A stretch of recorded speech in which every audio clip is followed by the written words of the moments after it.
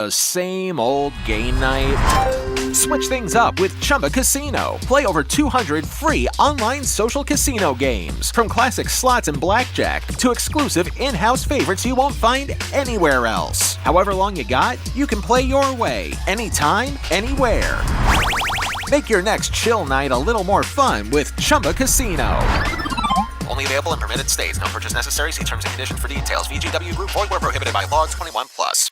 My name is Preston James. I've been a stock and options trader for 23 years. I used to be an active swing trader, but that all changed once I discovered my Money Press weekly paycheck method. These days, I'm a passive trader hauling in more cash while being able to sleep at night than I ever dreamed possible. I'm passionate about the market and I like to keep it simple. My methods are changing thousands of lives and I'm confident it can change yours. But let the proof do the talking. By going to accountproof.com, that's accountproof.com, you'll see a 7-minute video revealing how my Money Press method grew a $54,000 account to $174,000 in less than 9 months. That works out to 5.8% per week. You'll see the proof right inside my real brokerage account. This isn't about overnight riches, but once you discover this for yourself, you can start on this same path overnight. You're 7 minutes away from changing everything you thought you knew about trading and investing. Go to accountproof.com to get started. That's accountproof.com. Running a business means wearing multiple hats. So if you're like me, you probably started out using your personal phone, taking client calls and texts nonstop.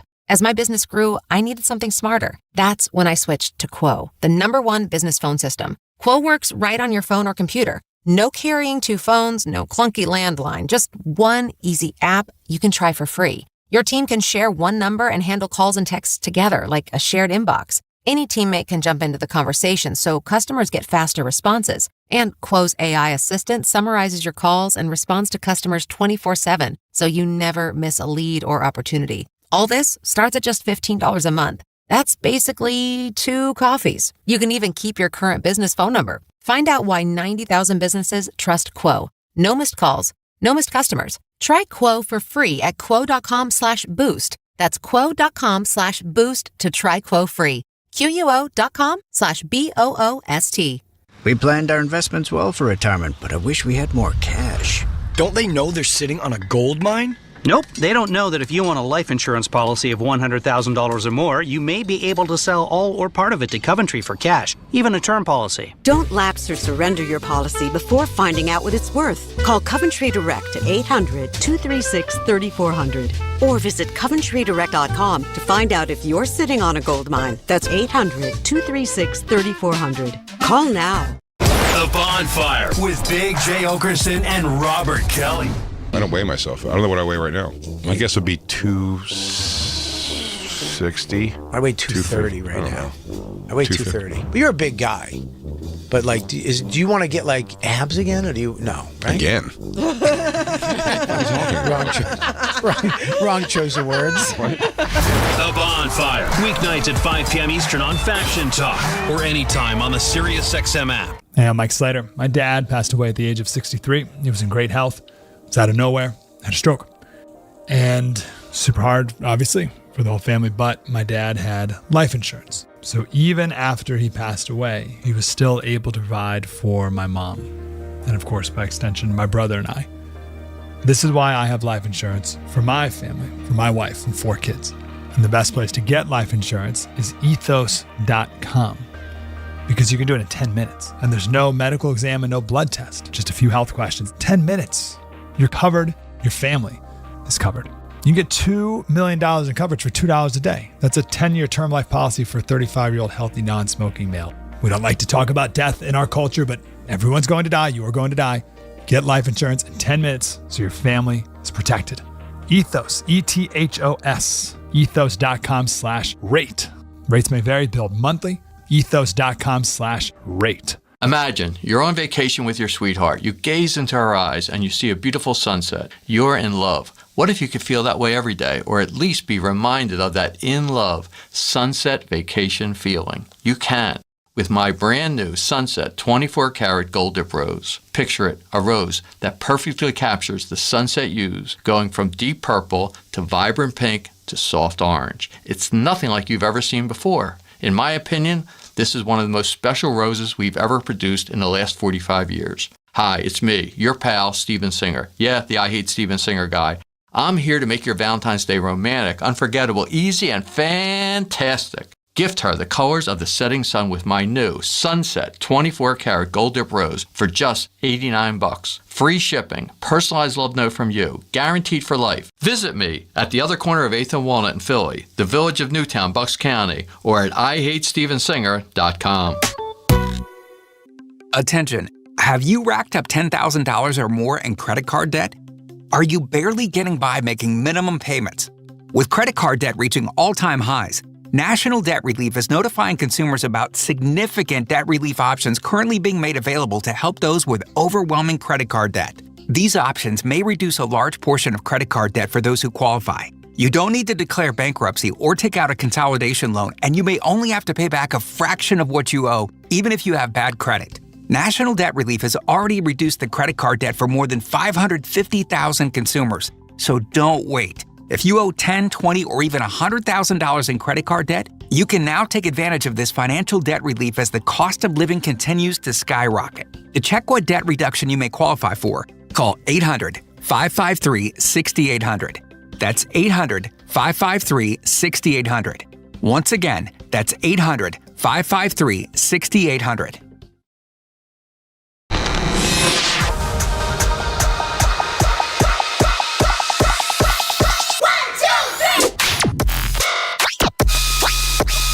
We are back with Sam Roberts Show. Benny in Illinois. What's up, Benny? Hey, salutations, Daniel and the boys. Salutations. So, hey, this Oz guy, really, it's Oz, so I don't trust him because, you know, OZ is Oz. And, you know, that's just freaky. And don't believe it. That's all witchcraft. But we need to get some normalization around here. Can we have our Toots Day, please? Well, I mean, if you really need, I must warn you, if you really need to kind of get that witchcraft and sorcery out of your system, it is Toots Day. It's Toots Day. He's silly and he's furry. His name is Mr. Toots. He's always happy and purry. That rascal, Mr. Toots. And by the way, Super Agent Tony Burton is going to be furious with me because I didn't even tell him this was happening. I should have. I just realized.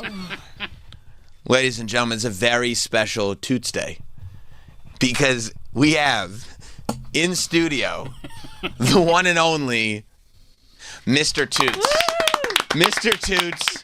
The Persian cat is here. Oh, look at that. He heard his name, and is he coming down to get on mic? Is that the plan? There he is. Mr. Toots is here.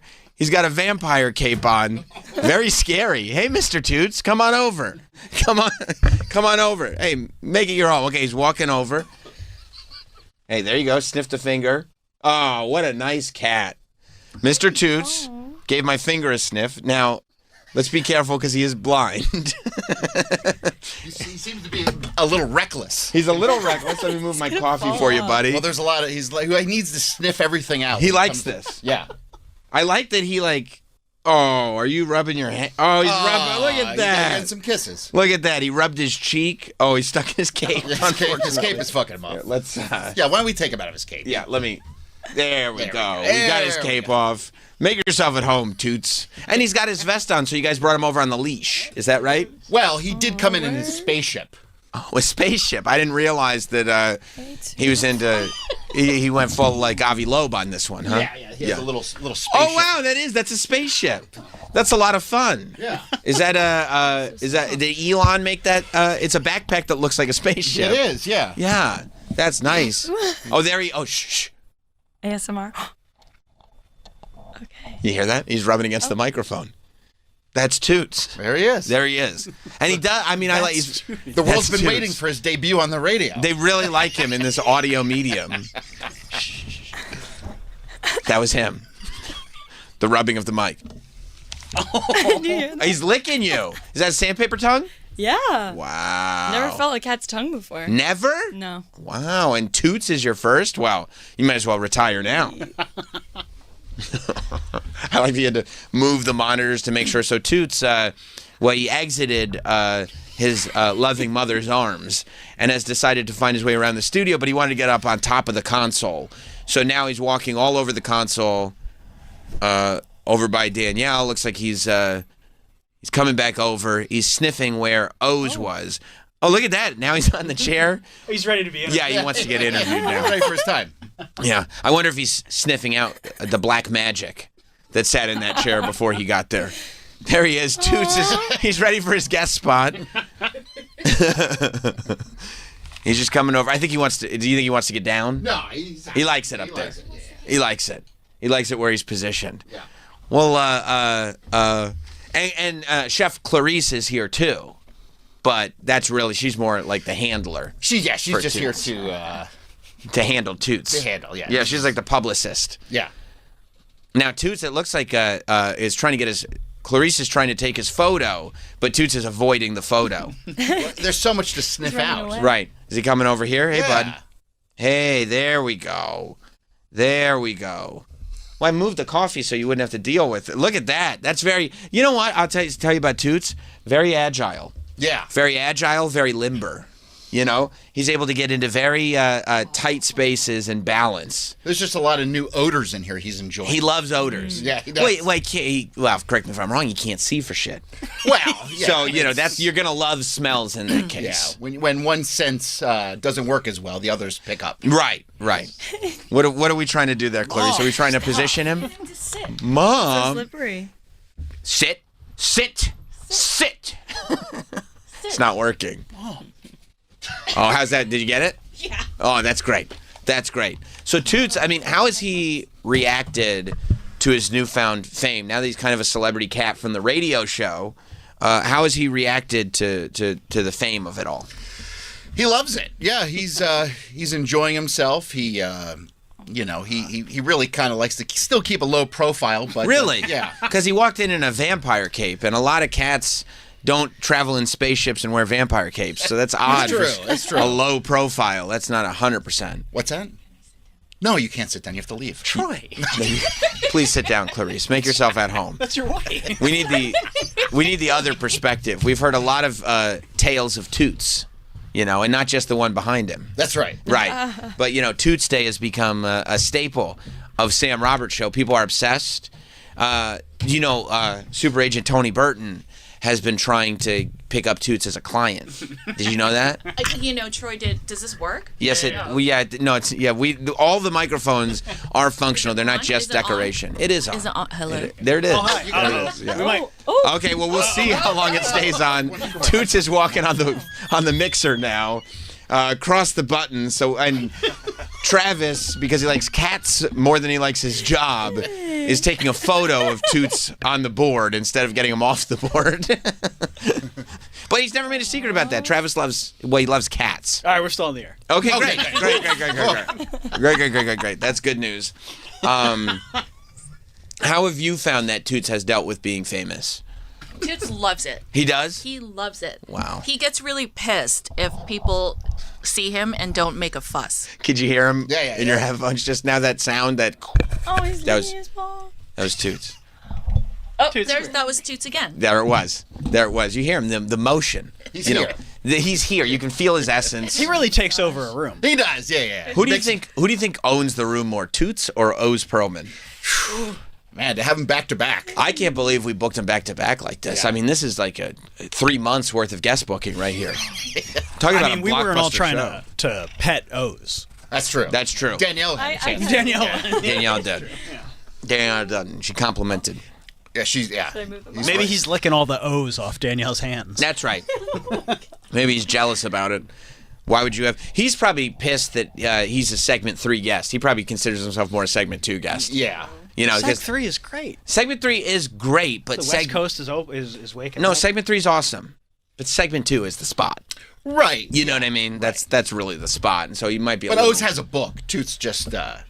He's just here. He's just here. He's promoting himself. Toots has an Instagram. He does have an Instagram. Toots is in to promote his personal brand. Yes. Is that right? Yes. Okay. That's exactly right. I do have actually a prep sheet here.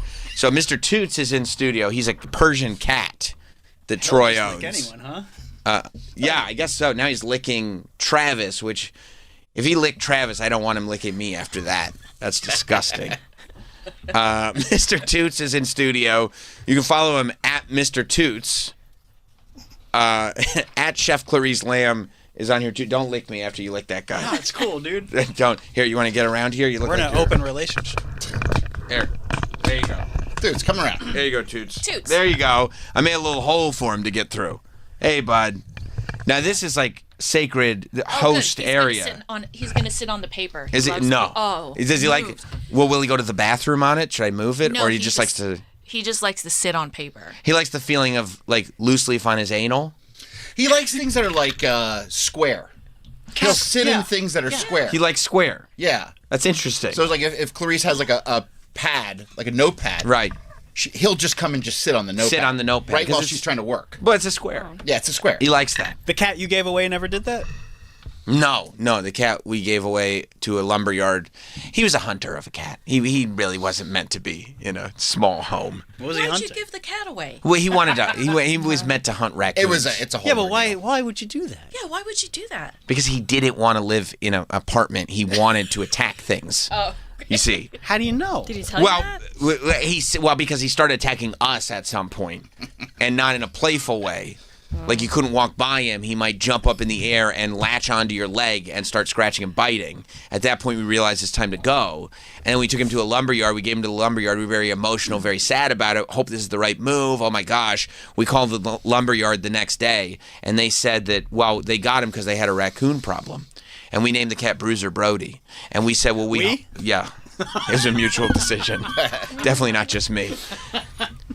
But we said, how's Bruiser doing? And because we were worried that the raccoon was going to overpower Bruiser Brody, and we've made a horrible mistake.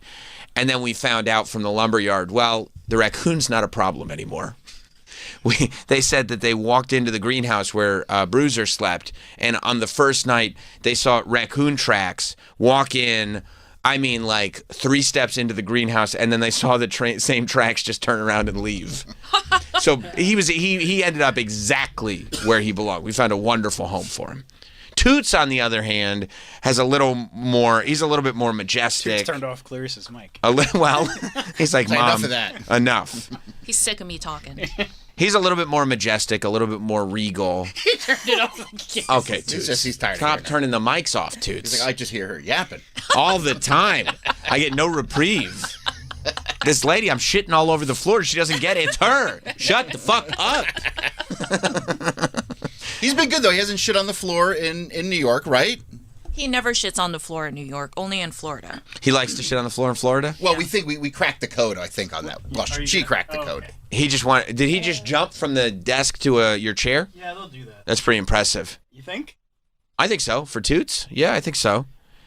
A lot of people don't know this. Now, by the way, this is, I don't know why this is on the prep sheet. Last week, Clarice celebrated the 1-year anniversary of her James Beard-nominated book, Breaking Bow, which is fantastic. But this is not your segment. Oh, I'm sorry. You know what I mean? Like, it's like Sam, we can still celebrate. Well, yeah, but it's kind of like, she really is trying to make it about herself, and it's more of a Toots segment, right? Yeah. You know what I'm saying, right, Troy? Yes, absolutely. It's a little... Yeah. Like, it's great she has a James Beard-nominated book. Like, cool. It's incredible. But, well, yeah, come back in and, have your own segment if you want, but, like... Let's talk about the cat. Right. It's a little the self-important. cat is in the book. No? Well, I did bring you guys treats, though. Oh, okay. Well, now we're talking. Never mind that. Never mind. A lot of people don't know that one of the reasons that I found that very impressive, what Toots just did acrobatically, is because Mr. Toots is 9.5 years old. Although his exact age is uncertain due to not having accurate records of his birth date. Which I'm glad was clarified, because when I said his exact age is uncertain, the follow-up question would, of course, be, well, why not? And the answer is, accurate records of his birth date are not available. Yeah, you need a birth certificate. Yes, it's on. They're uncertain. So we just assume 9.5. We just assume 9.5. Because Well, they cut off one of his paws and counted the rings. No, you're not supposed to do that. Well, otherwise, And you're that's never going to find trees. it. Well, you're not going to know otherwise. You wouldn't know. You wouldn't have any idea. Clarice, how long have you had him? 12 years. 9.5 years. Okay, so all right. Yeah, no, Was he a kitten when you got him? Yes. Well, there you go. Okay, that's a pretty good. That's actually a great clue. No, I've had him since 2017. Right. That's not 9.5. No, it is not. I think I guessed that he was 1 when I got him. Okay, but he seemed youthful. Did he seem exuberant? Yes, and he was so tiny. He was much smaller than he is now. He looked much smaller, and he was very scraggly. Oh, where did you get him? I got him on Pet Finder. Nice. Yeah, I What a adopted steal. him. Yeah, I know, right? I looked for 1.5 years on Pet Finder because I specifically wanted a smushy face cat, and those are fancy, so And that they're hard to find. And that took 1.5 years? Yeah, before I saw a smushy face cat that I liked. Well, yeah, I mean, you know what? It was good that you did the research because Yeah. you picked the right one. Yeah, that's exactly right. A lot of people don't know this, but when either Troy or Clarice wake up, Toots is always at the foot of the bed screaming to hurry up and give him fresh kibble. He doesn't like when there is mushy kibble in the bowl from last night's dinner. He hates that. Yeah, I've heard. He hates that. I've heard that, Toots, look at you responding to your name. That's a good cat. I said Toots, and he turned around and looked right at me. Oh, is he coming over? Yeah, he's coming over. Tootsie.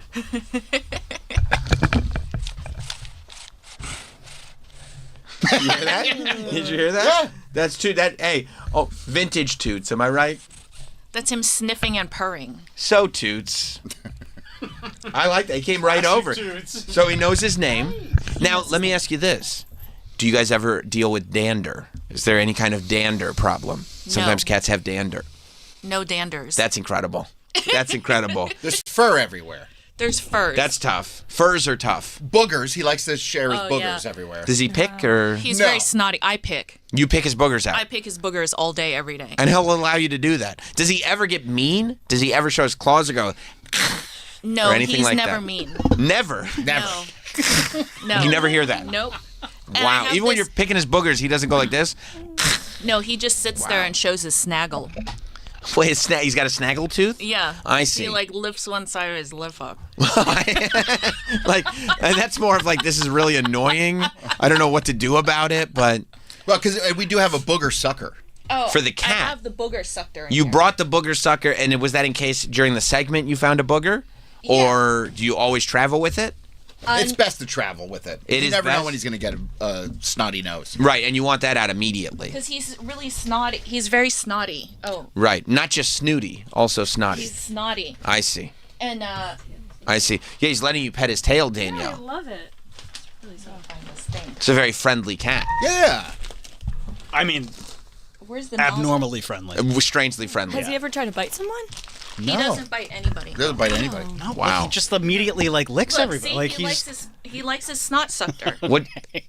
Are you gonna sucker his snot? Yeah. Is this for an example so we can all? This is like something I got on Amazon, and it's for babies. Yes, no. I know. You know how I know about it? Because you used one? On babies. Yeah. Yeah, on babies, not on cat. Look, watch.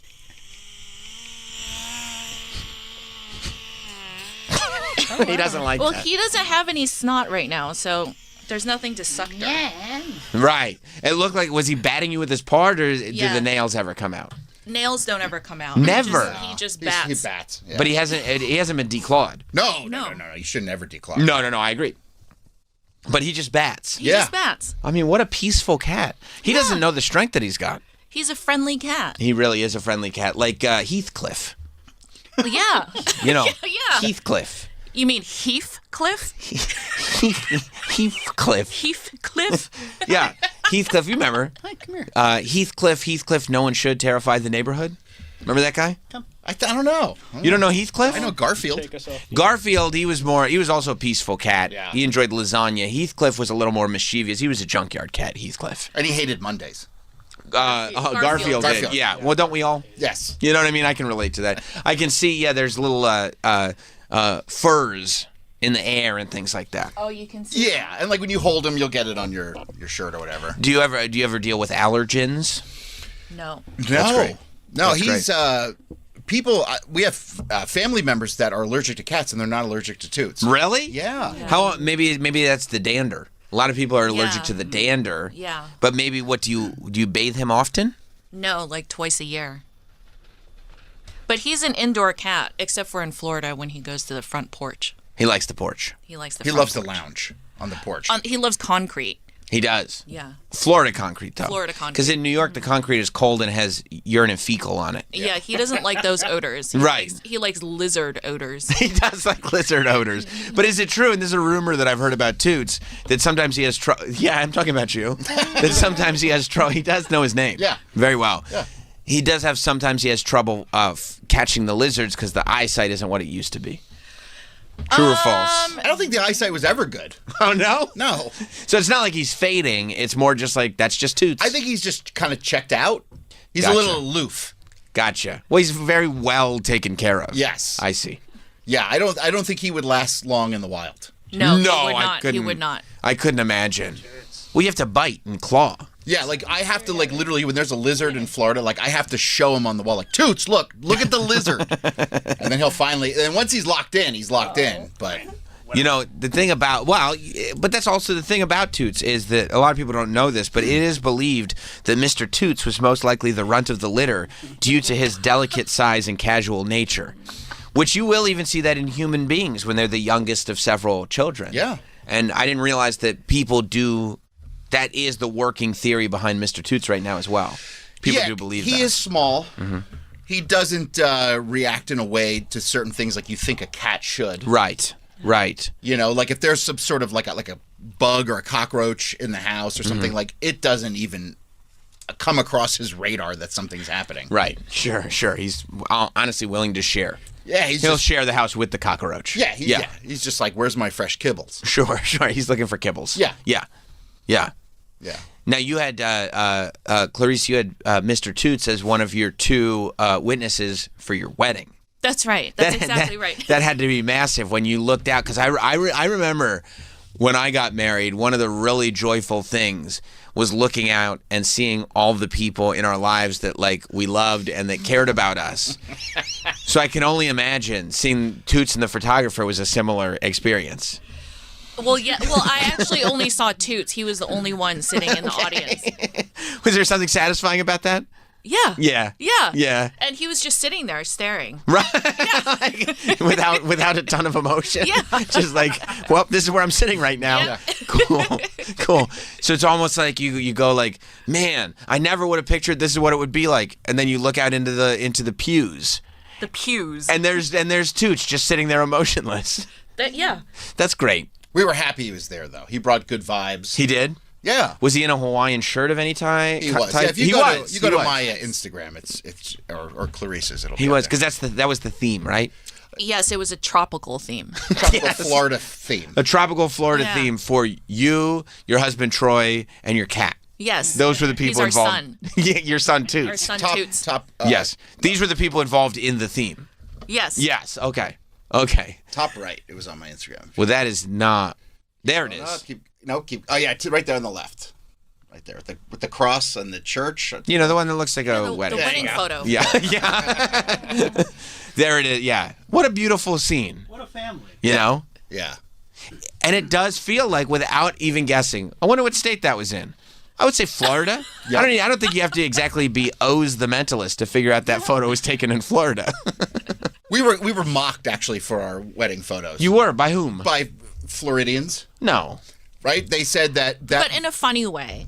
They said They said our wedding looked like what New Yorkers think a Floridian wedding should look like. As a New Yorker, I did assume this is a typical Floridian wedding, so that is accurate. Yeah, it's accurate. Yeah, I could see that.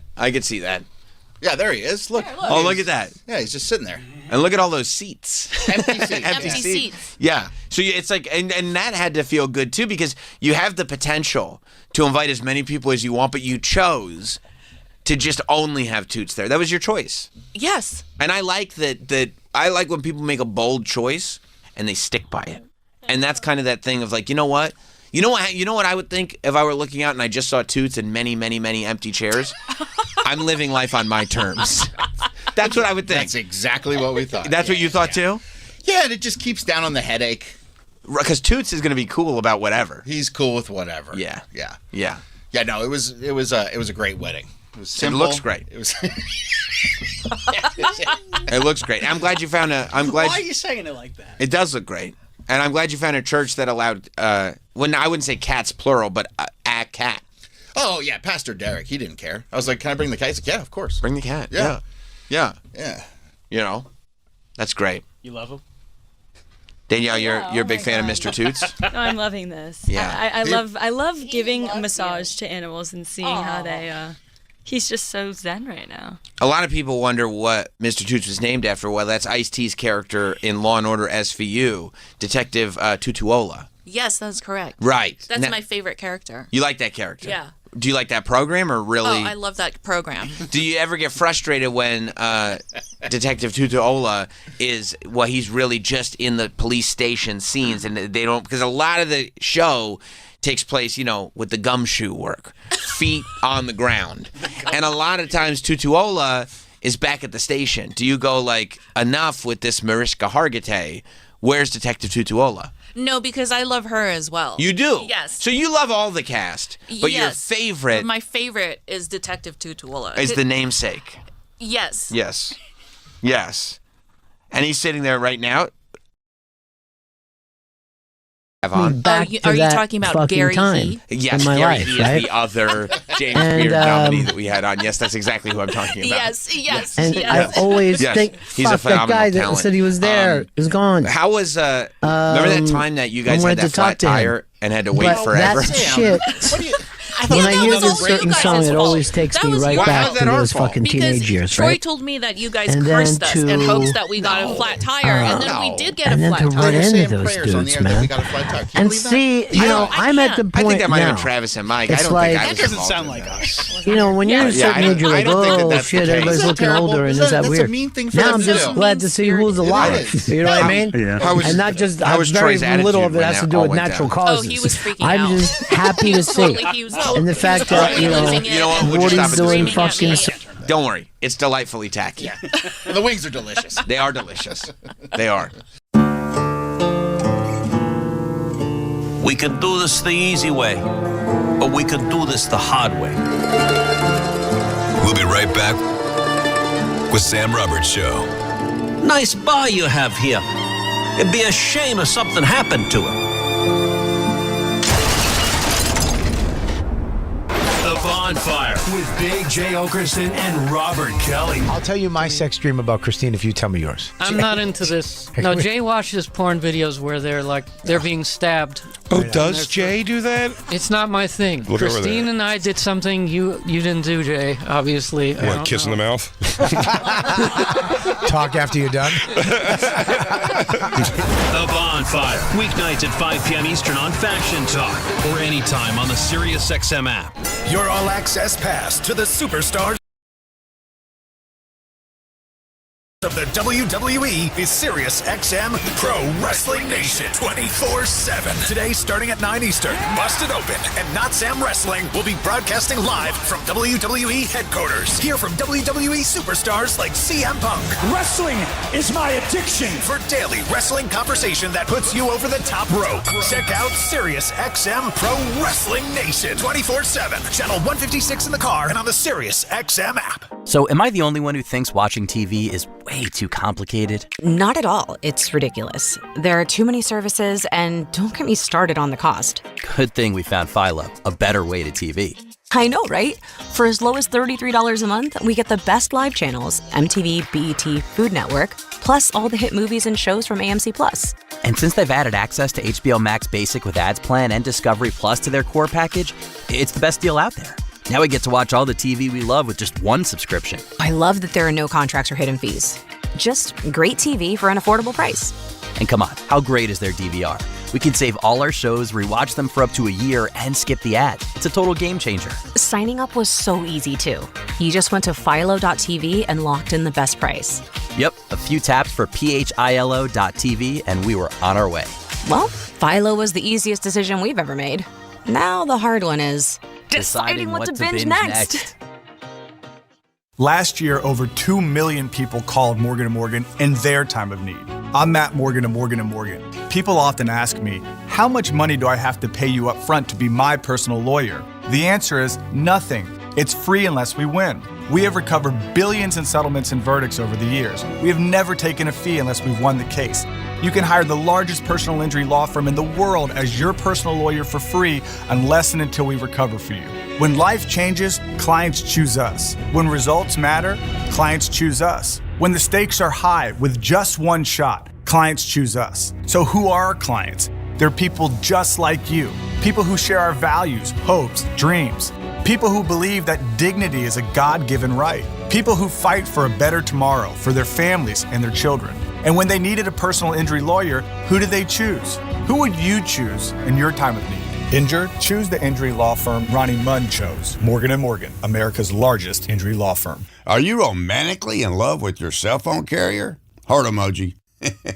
I've never heard anyone say that they love paying over $1,000 a year for cell service. Chuck McDowell here to save you money and find true love with Red Pocket Mobile. Forget everything you think you know about cell carriers. Red Pocket Mobile has reinvented cell phone service with better coverage, better rates, and better service. With premium 5G plans starting at just $10 a month, you're guaranteed the best combination of service and pricing, period. Plus, Red Pocket gives you not one, but all three major 5G networks to choose from for the best coverage ever. And you get to keep your phone and number. Now that's something to fall in love with. Red Pocket Mobile, your new ultimate cell carrier. Switch now and get one locked-in low price. 3 5G networks and live customer care in less than 2 minutes. Go to redpocket.com. That's redpocket.com, redpocket.com.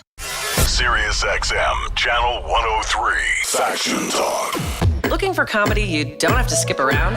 There's a brand new channel for that. From Nikki Glazer and Bill Burr. Men aren't allowed to be sad. We're allowed to be mad or fine. That's it. To Patton Oswalt and Kathleen Madigan. My one call, I would call 911. Comedy in Full delivers full-length stand-up albums curated for smooth listening and continuous laughs. It's comedy the way it was meant to be heard. The cancel train is coming for old Glaze talk for sure. Streaming now on the SiriusXM app. Just search Comedy in Full. Go. It's official, sports fans. First Things First is a hit. First Things First is a good mix of analysis and total ridiculousness. That is unbelievable. I'm all ears. Nick, Drew, and Wilds are the MVPs of sports shows. I'm Mahomes, you're Kelsey, and you're Andy Reid. I kind of want to be Mahomes, or at least Kelsey. Yeah, I think I'm more Mahomes. First Things First, weekdays at 3 Eastern on FS1. Chuck McDowell here to save you money with Red Pocket Mobile. With premium 5G plans starting at just $10 a month, you're guaranteed the best combination of service and pricing, period. Plus, Red Pocket gives you all three major 5G networks to choose from for the best coverage you've ever had. Red Pocket Mobile, your new ultimate cell carrier. I see Red Pocket Mobile. Red Pocket Mobile. Oh, Red Pocket Mobile. So am I the only one who thinks watching TV is way too complicated? Not at all. It's ridiculous. There are too many services, and don't get me started on the cost. Good thing we found Philo, a better way to TV. I know, right? For as low as $33 a month, we get the best live channels, MTV, BET, Food Network, plus all the hit movies and shows from AMC+. And since they've added access to HBO Max Basic with ads plan and Discovery Plus to their core package, it's the best deal out there. Now we get to watch all the TV we love with just one subscription. I love that there are no contracts or hidden fees. Just great TV for an affordable price. And come on, how great is their DVR?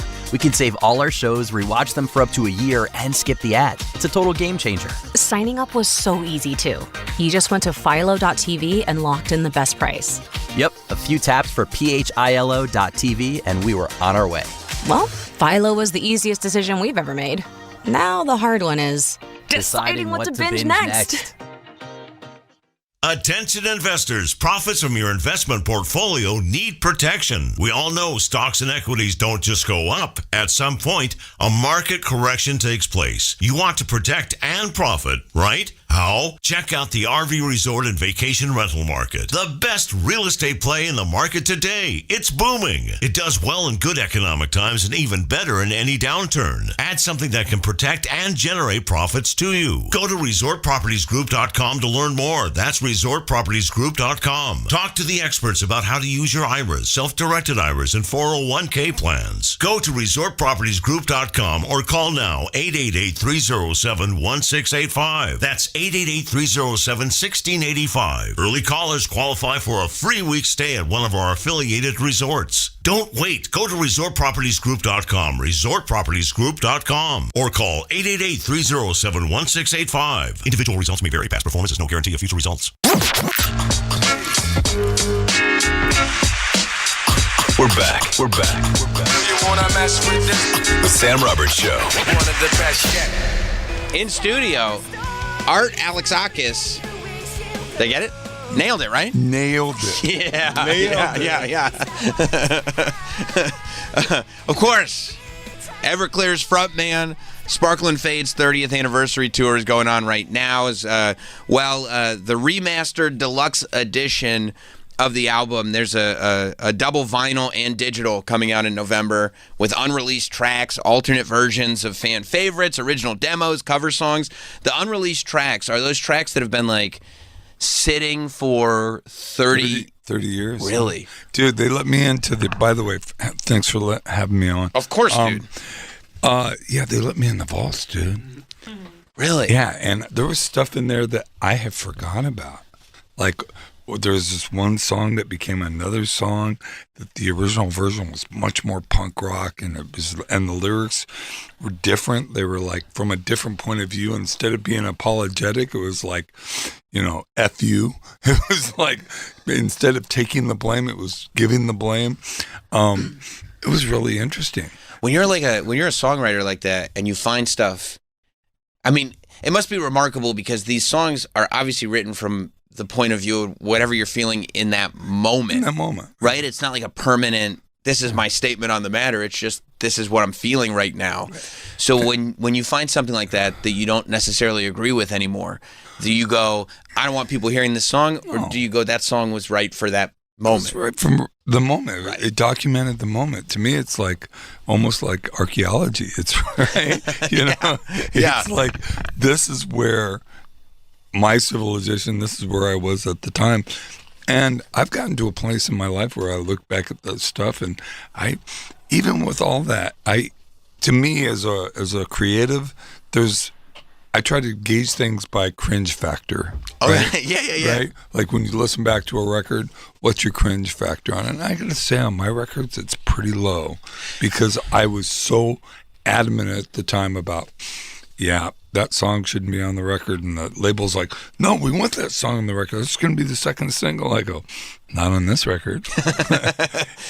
I had total creative control, and they hated it. How did you get creative control? Well, it's interesting. So, like 94, labels were just swarming, but they were just kind of like vultures. They were up on the wall, right? Like Snoopy when he's the vulture. They all look like that. And then all of a sudden, one jumped, and they all jumped. And we got 28 offers. And back then, there was no internet. Right. So they would fax it to your manager. And then the managers would turn around and fax those offers to other labels.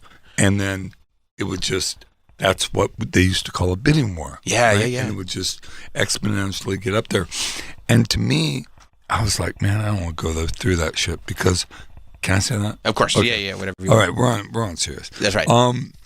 But I grew up in LA, man. I watched people do that label dance. Hi, guys. Do that label dance and bite themselves in the ass because they just, they pushed it too far. So to me, I'm just like, I made my manager, and he hated it at the time, send this out.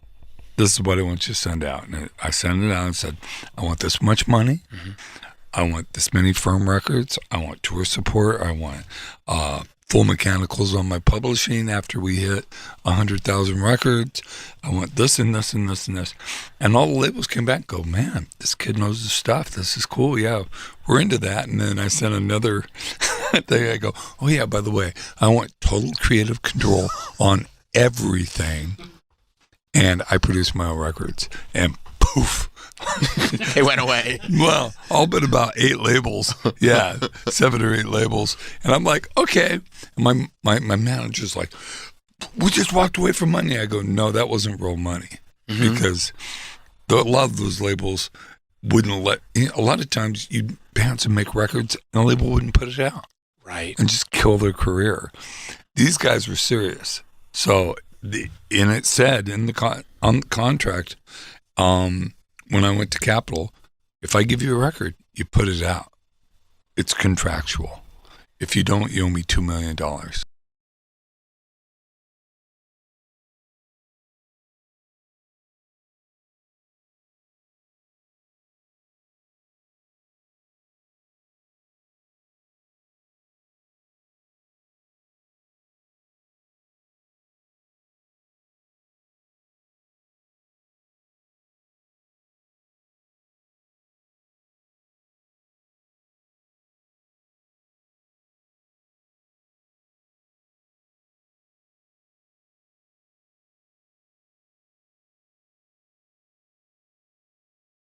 We would promote ourselves. We put up flyers. We go into stores, and we were doing it ourselves. It was very DIY, and I learned a lot from that. I learned a lot from just being able to set boundaries of like.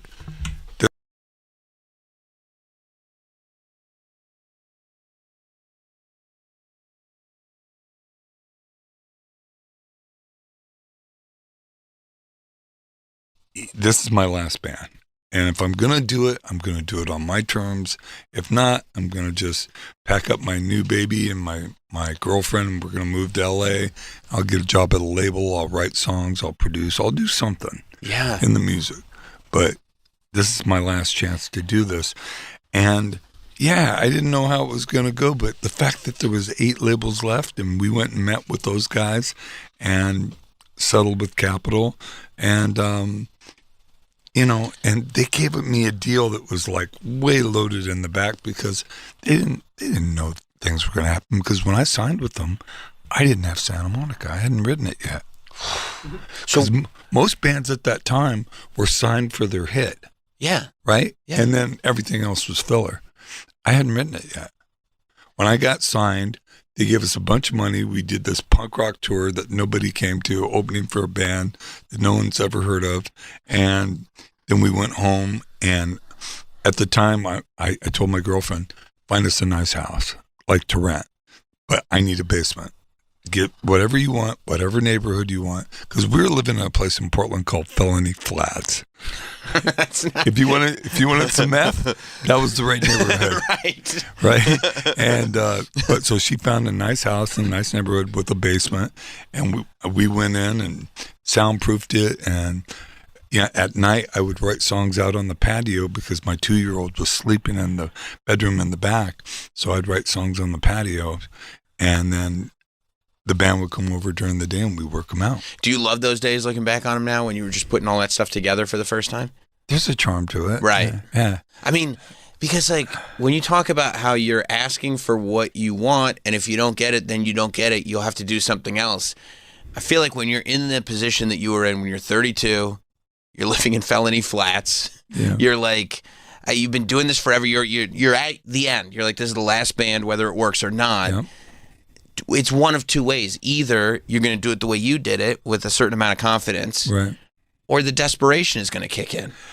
The desperation was I was desperation adjacent. Let's put it that way. All right. It was right there. Especially with a kid. But at the same time, yeah, and I had a baby, and we were on welfare. To pay for the baby. Man, how do you go from food stamps, welfare, and Felony Flats to full on rock star, like every radio station, MTV, huge? Like how like in your brain, like how do you process like, okay, I just went from one extreme to the next? I think I put the blinders on, it's just like I just took it like, yeah, that's cool. Okay. Yeah, we got to do that. I was telling someone yesterday that we go into markets, you're talking about radio. We go into markets, and that's back when all the labels had radio reps, right? Right. And they come pick you up and they take you around. And we had people battling over presenting our shows that we'd have to go to every radio station in the market. Wow. The rock station, the alternative station, the other alternative station, the urban leaning alternative stations, because they were playing Santa Monica, they were playing Father of Mine, they were playing I'll Buy You a New Life and Wonderful, and I mean, looking back on it, we were just blessed. I'm not religious, but I'm super spiritual. Just blessed to be able to. How many bands have that many hits? Right. These days. Right. No one. And thank God, because that's why we can go out and we can sell out shows and it's it's a trip. What? Sam, it's not just the old school crunchy 90s people coming out, the old school like moms and stuff that are all tattooed. All their mistakes are everywhere. No, they're, man, you go in the middle of the country, it's just like Walmart soccer moms are like sleeved.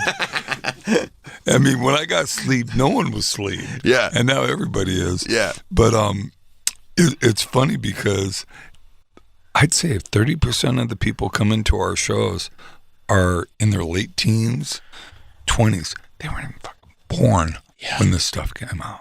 When this was getting played on the radio and MTV, and they're like, "What's MTV?" And they're younger now than you were when you got signed. Oh yeah, nuts. No, they were half my age that I was. I felt old then. And they were coming out to the shows, and I'm like, I'm not writing songs. I'm writing songs about parental abandonment. I'm writing songs about people overdosing on drugs. I'm not like. I remember in the 70s. I had problems with bands that were writing songs for teenagers and stuff. It's like, man, you're grown-ass men, right, and you're writing songs for kids. I wasn't doing that, but it was resonating. Right. There was something about the music and the lyrics that were resonating with them, and apparently still is. Well, yeah, I think there's that, the melodies are so, catchy and connective. But then there was always a real foundation lyrically. Like, this is coming from a real emotional place that adds that kind of instant, even if those aren't the problems that I'm going through problems. Right. And I can relate to the emotion. Father of Mine, I've had people go, look, I have a great relationship with my dad, but I don't take it for granted because I hear what you're going through, and I had friends that were going through that. Everybody knows somebody, right? And then when you get older, everybody knows someone who's got some disease or sick or whatever. It's just life.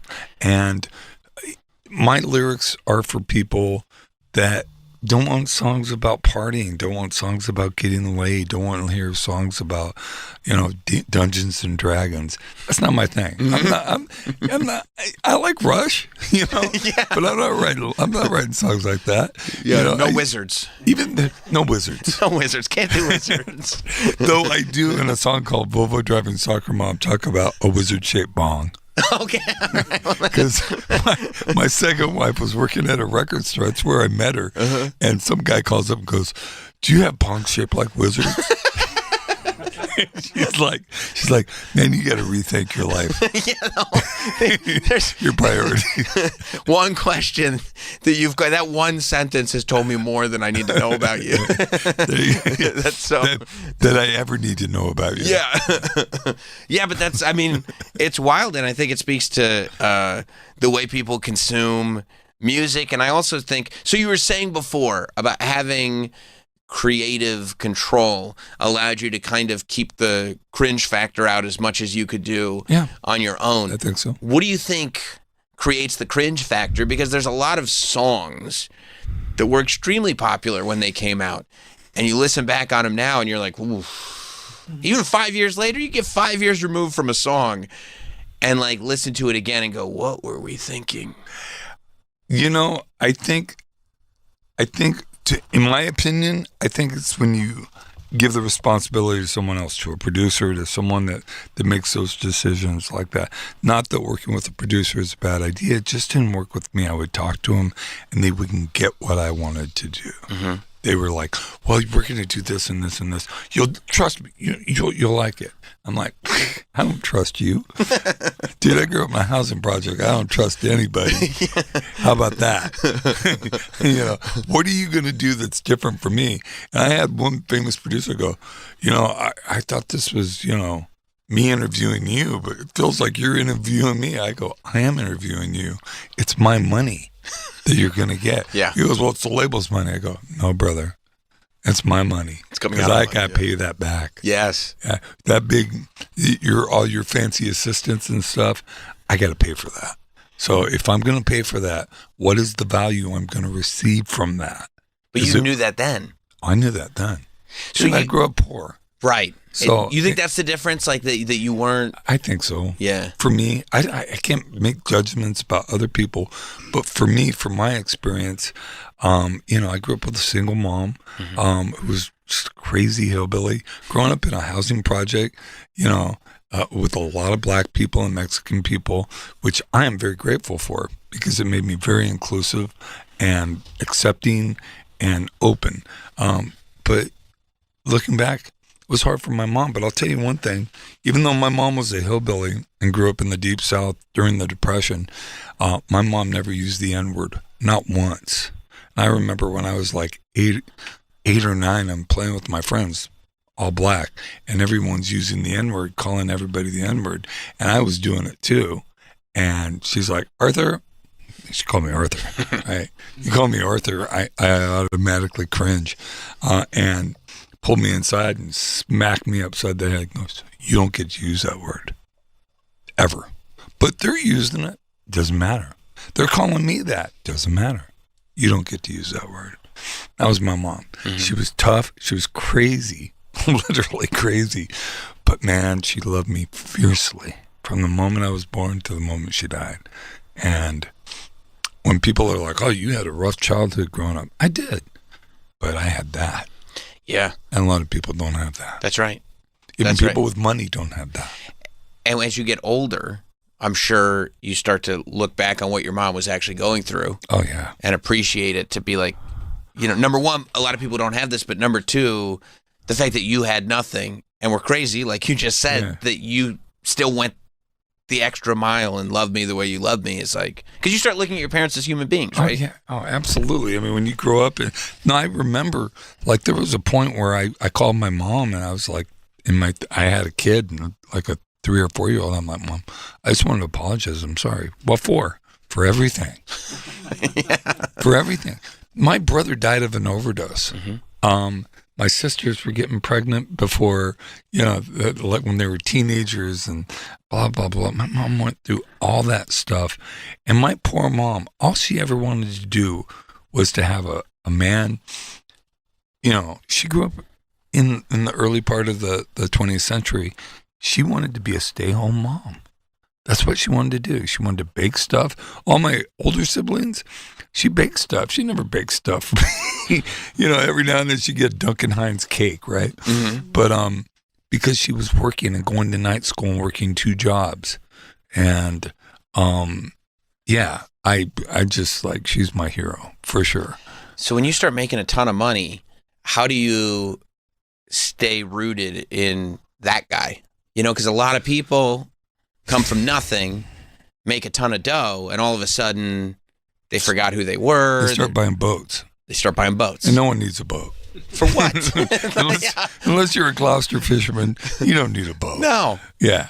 And, it's funny. I was like, no boats. No wizards, no boats. No wizards, no boats with wizards. No. Maybe bongs shaped like wizards. Yeah, at this point, I'm already clean and sober, so it's like, yeah. I don't need your bong. Yeah. But how I stayed focused, I think a lot of it was I put the blinders on. One, I stayed in Portland. We bought, when I was living in Felony Flats and we go look at the big houses up on the hill, I bought one of those houses up in the West Hills. But I never lost, I've never been a thing guy. I've never been someone who like really wants to make money. I just don't want to worry about money. Right. That's my thing. It's not about being rich. It's about not being broke. Yeah. Yeah. And just being able to, if my wife's like, man, I really like that dress, buy it. Right. And if I need something, I buy it. I'm a hard guy to buy presents for, because if I want something, I learned during COVID, man, everything you want to buy is right here. Right on an app. It's in your phone. And it'll show up 2 days later. Yeah, well. Yeah. And it's, I'm just not. I never wanted to be really, really rich. I never wanted to be what you would perceive or call a rock star. I wanted to play in a band, have a house, have a family, and be comfortable. Right. And that's where I'm at right now. Right. And all my guys that are in the band that work for me and are at the same place right now. We're playing all the time, and these young kids are coming out to shows singing all the words, not just the hits. Because all the songs. They found us on they got playlists on Spotify, right? That's where kids find stuff. Yeah. And they know all the words to every song, and they're singing it fiercely. That's awesome. It's almost like 1995, 96 again, because to them it's new. Right. It's like it was for you in the 90s, or if you grew up back then, it was new then. And like when I saw Zeppelin or Aerosmith in the 70s, and it was just like, I felt like I was in a temple going to these rock shows, right? And they have that same look. And that's pretty cool. It's really cool.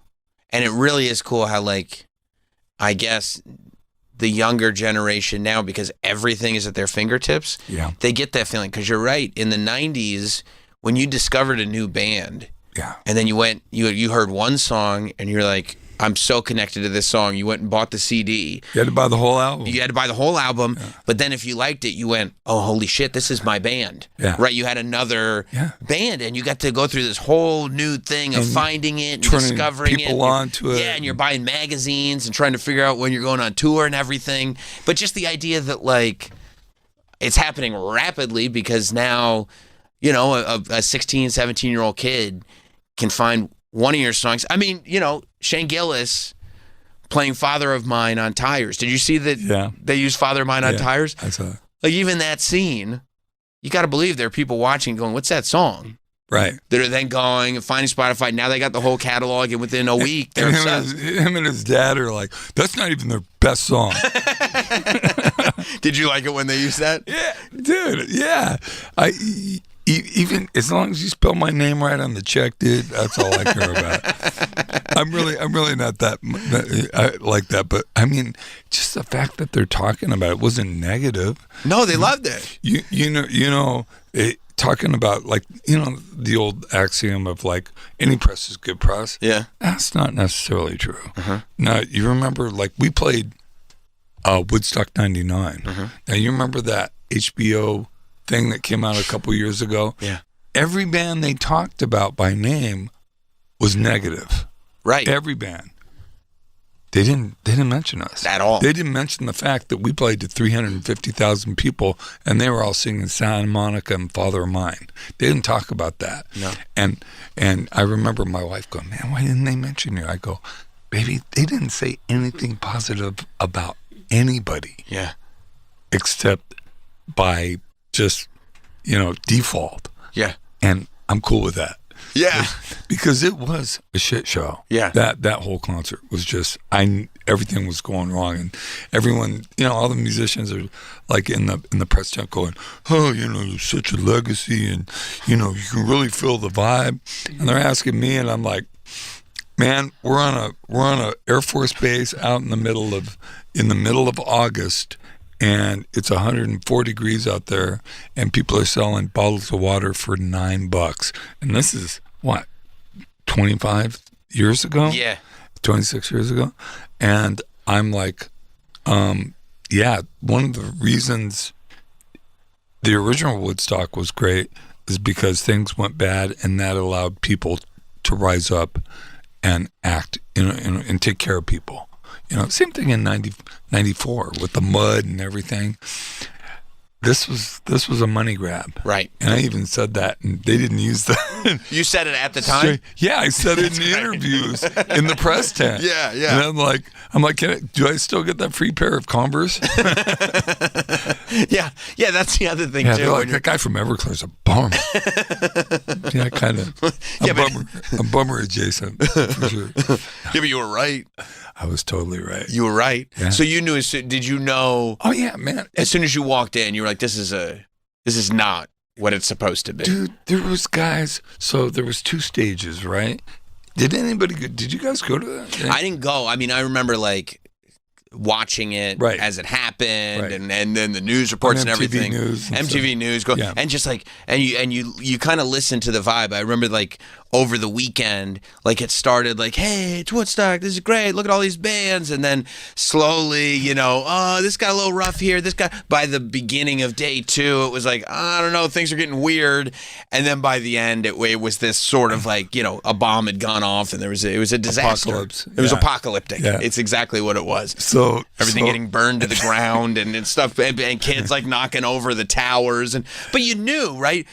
I remember.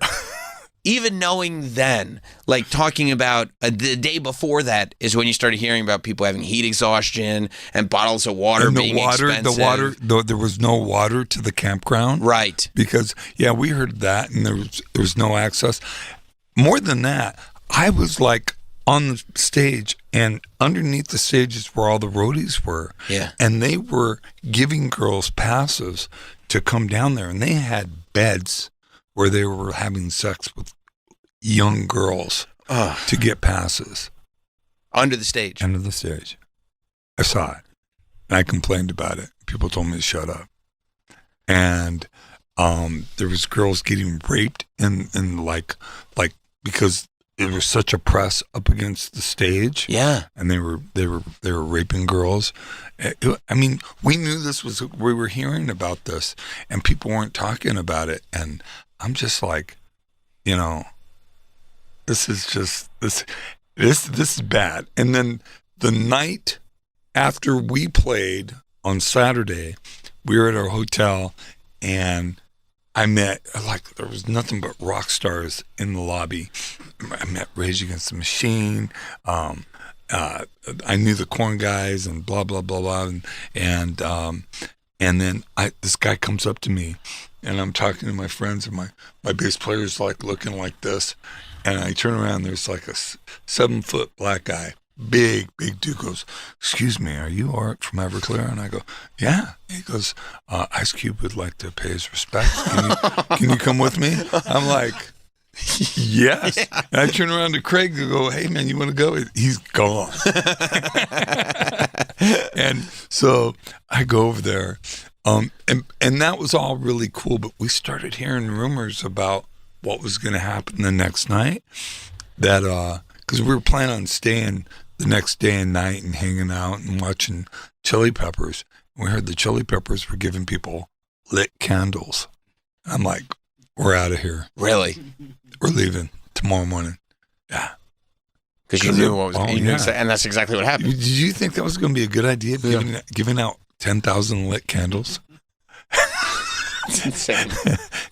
It's insane. And everything was so expensive. Yeah. It was just like, but you know what, man? Being on stage, playing my music, and having 350,000 people singing my song, I'd do it all over again. Yeah, I mean, I can't imagine that's a feeling that, like, you can't match that. I can't explain it. Yeah. I can't articulate it.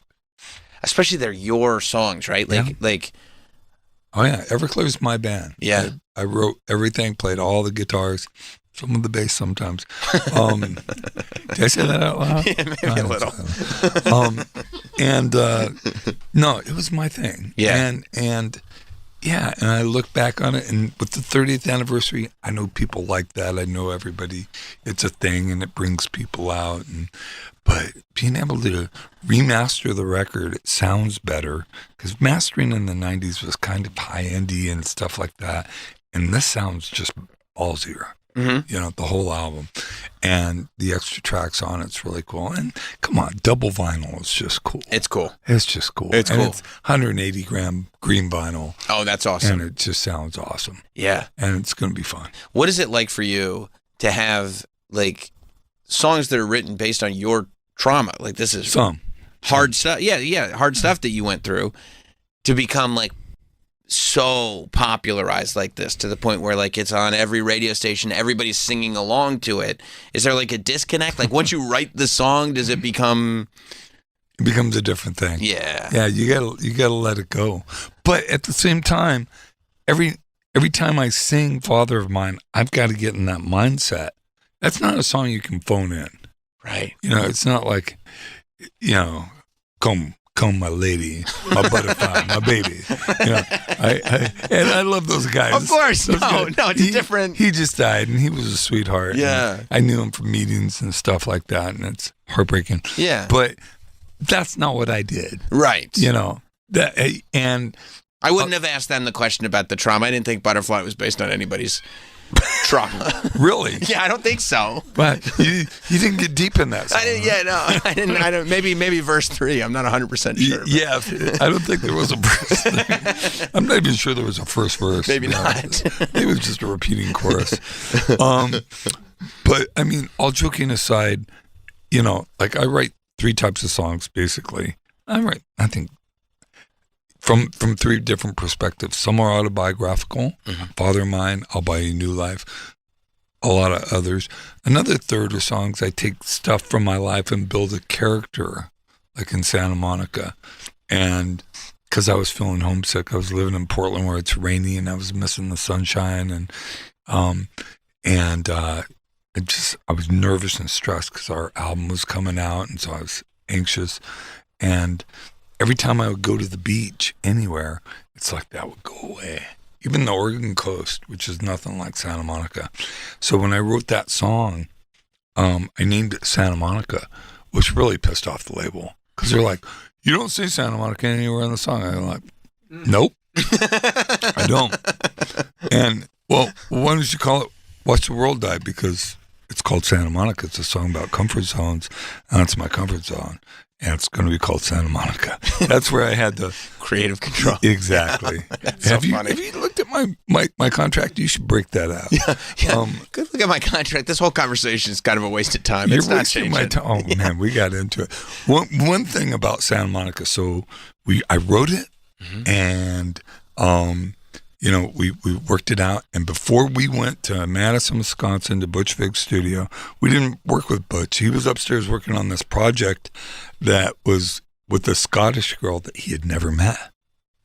Sure. Wow. They were shipping tapes over to Scotland. Wow. She'd sing on it, and then they'd ship it back. And,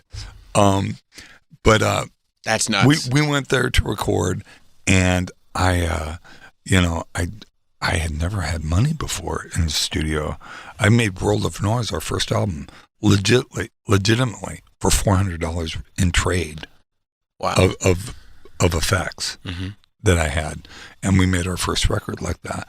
And Santa Monica was like, when I wrote Santa Monica, and Perry Watts Russell, who's still a dear friend of mine, was our A&R guy from Capitol, came up, listened to all the songs, goes, I like that song. I remember the demo of that song, and I liked what you did with it. This all sounds great. All these sound great. And then we played Santa Monica, and he goes, wait a minute. Play that song again. And we played it again. He goes, what's it called? I go, I'm calling it Santa Monica. He goes, I don't think you say Santa Monica in it. I go, I don't. He goes, play it again. And so we played it again. He goes, man, that song, that's the best song I've heard that I think might be a single, but it's not done yet. I go, it's done. It's done. Just let me record it. You'll hear it. So I recorded it, and he hears it, and he goes, I'm convinced that this is definitely a single, could be a hit, but it's not done yet. I go, wait till I mix it. So I go to New York and I mix it. And then he goes, I am convinced, Arthur, he's this Ponzi English guy. I'm convinced, Arthur, that this is not done. And this could be a massive hit. And that's when we got into an argument and started using the F word with each other a lot and screaming at each other over the phone. And finally I go, you know what? Fine. I'll redo the song for you. If I don't like it, it doesn't go on the record. I will do it to the best of my ability. But you know what? I'm going to write you a song called You Make Me Feel Like a Whore. How about that? And I just came up with that with my head. And it actually became a song that I wrote that was our 4th single off the record.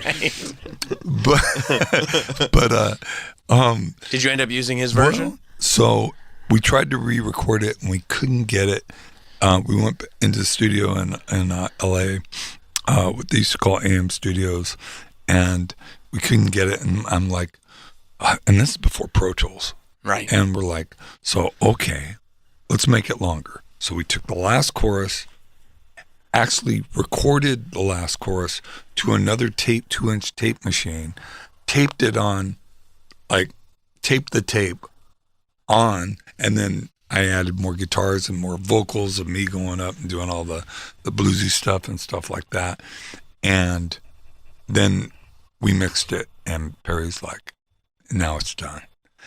And it became literally life change, changed my life. Yeah. Would it have been the same way before? I don't know. That's wild. I don't care to find out. Yeah. Just we wouldn't be talking. That's right. So, wow. There you go. That's nuts, man. You guys are touring. Everclear is on tour with the 30th anniversary of Sparkle and Fade. And I was looking at your dates, man. First of all, a bunch of them are sold out. But tomorrow you'll be in Boston. Wednesday you're at Irving Plaza. Yeah. Friday you're in Bethlehem, PA. No, we're not. It says you're at Excite Center on Friday. They're wrong. Okay. We're in Philly. Okay, Philly on Friday. Philly. And then Cleveland, Cincinnati, all over the place. Yeah. But you're performing like every single night. Like, that's wild. It's a long set, too, because we're doing the whole album. You are. Yeah. That's the move that a lot of bands are doing now, and I love it. Yeah, but we're doing it. Like, when we did the 20th anniversary, we did side 1, then we do some songs, then we did side 2, and we do some songs. This time, we're doing 3 songs off the album, first 3 songs. Then we do a song from Afterglow, and then we do another 3 songs. And we're breaking it up like that. Yeah. And I think it's cool. Yeah. It's a nice, for the hardcore fans that are hearing all the songs, but also for the fans of the hits. You're getting all the hits. Yeah, too. they're getting that too, and not having to wait till the end for it. Yeah. So. And you like doing it every night like this? Like, I mean, there are going to be nights off here and there, but the fact that like you've got shows tomorrow, Wednesday, Thursday, Friday, Saturday, like. Well, this is the long 5-show run of the tour. Okay. Most of them haven't been this. Yeah. We just came off a 4-show run, and then we got 5, and then I think we got 2 day off, and then 3, and then we're done. When did you realize you were going to be able to do this anniversary tour? Because or just be one of those bands that tours the anniversary, because I'm sure there was a moment where it was like, okay, like the wave is kind of done, and I don't know what's next, right? Well, the people kept asking us to do shows. That's like, when that happened, I was kind of prepared for it, so it wasn't like a huge thing. I mean, we still had our hardcore fans, Sure. and that's when social media kind of came out, the early 2000s and stuff. And also, that's when these flyaway shows, like Weekend Warrior, like play a Shrimp Fest over here, play a State Fair, play something over there. And now that's a huge part of our business. We do 60 shows a year of just flying every weekend. Like this year, we haven't had a weekend off since the last weekend in February. Wow. And we won't until Christmas. You love that? No. But it pays the bills. Well, yeah. I mean, I have MS. You know that, right? Uh-huh. Okay, so how long am I going to be able to do this? Wow. I don't know. I gotta make sure that my family's taken care of if I can't work. Man, wow. It's going to have to be really bad for me not to work, because I'll go out there in a wheelchair and sing these songs. Man. And you're just putting that money away so your family has I it. am. And my all my guys in the band, they own houses. Uh-huh. And Freddie's getting ready to buy a house. And we're working because I don't want it to sound so mercenary. I love playing the shows. Do I like that? Yes. Yeah. Every show. The travel's hard.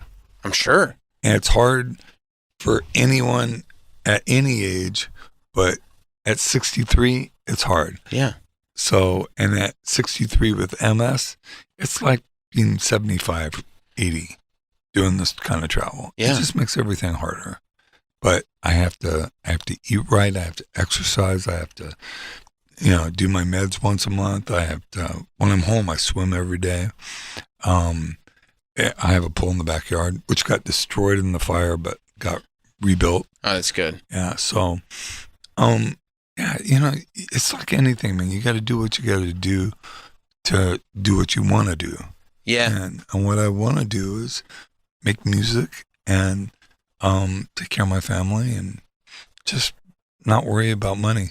So was it, when you found out you had MS, was that like a terrifying thing? Yeah.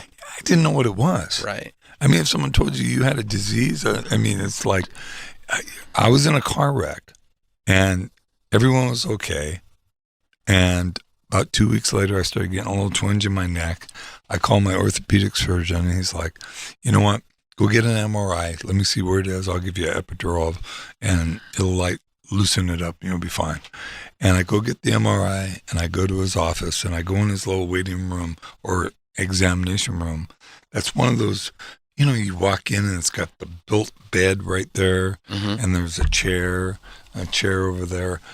It's like 2 people in there. There's a lot of people. Right. I walk in there, there's like 6 guys, all in like white coats with clipboards, and they're all like talking, blah, blah, blah, blah, blah, blah.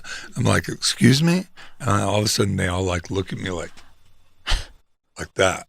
And they all stop talking. I'm like, that ain't good.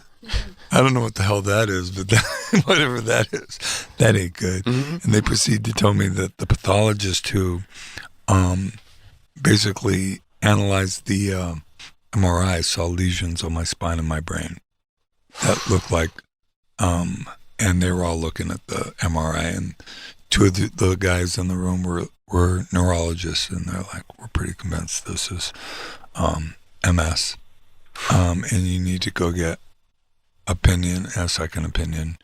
And they told me that, and I'm like, okay, holding it together, smiling at people as I'm walking out to my car, and I call FaceTime my wife and tell her, and we both started bawling because we didn't know what the hell it was. Of course. For all I knew, it was like Jerry Lewis did a telethon for it. Right. You know? Yeah.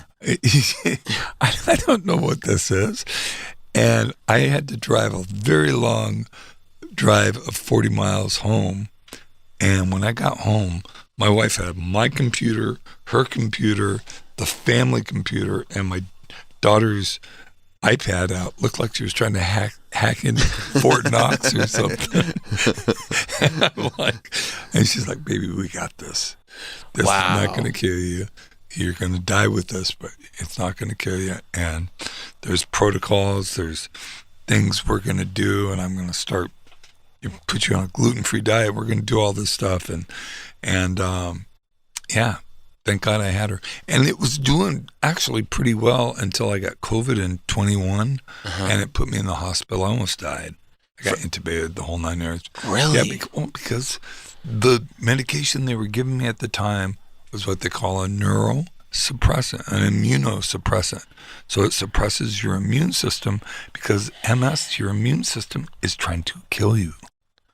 Wow. It's looking at everything and attacking, and it's killing all the myelinial coverings of your nerves. Yeah. That's why there's pain. That's why my leg just kicks up every now and then. That's why I got lesions on this side here. So I got a thing called drop foot. So my foot drags.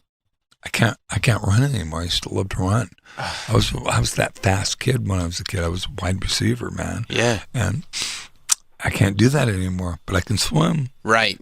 And, you know, it's just one of those things that as you get older in life, you learn, okay, I can't go over the wall. I got to go under the wall. I got to go around the wall. I got to do this. I got to figure some way to do what I have to do what I want to do.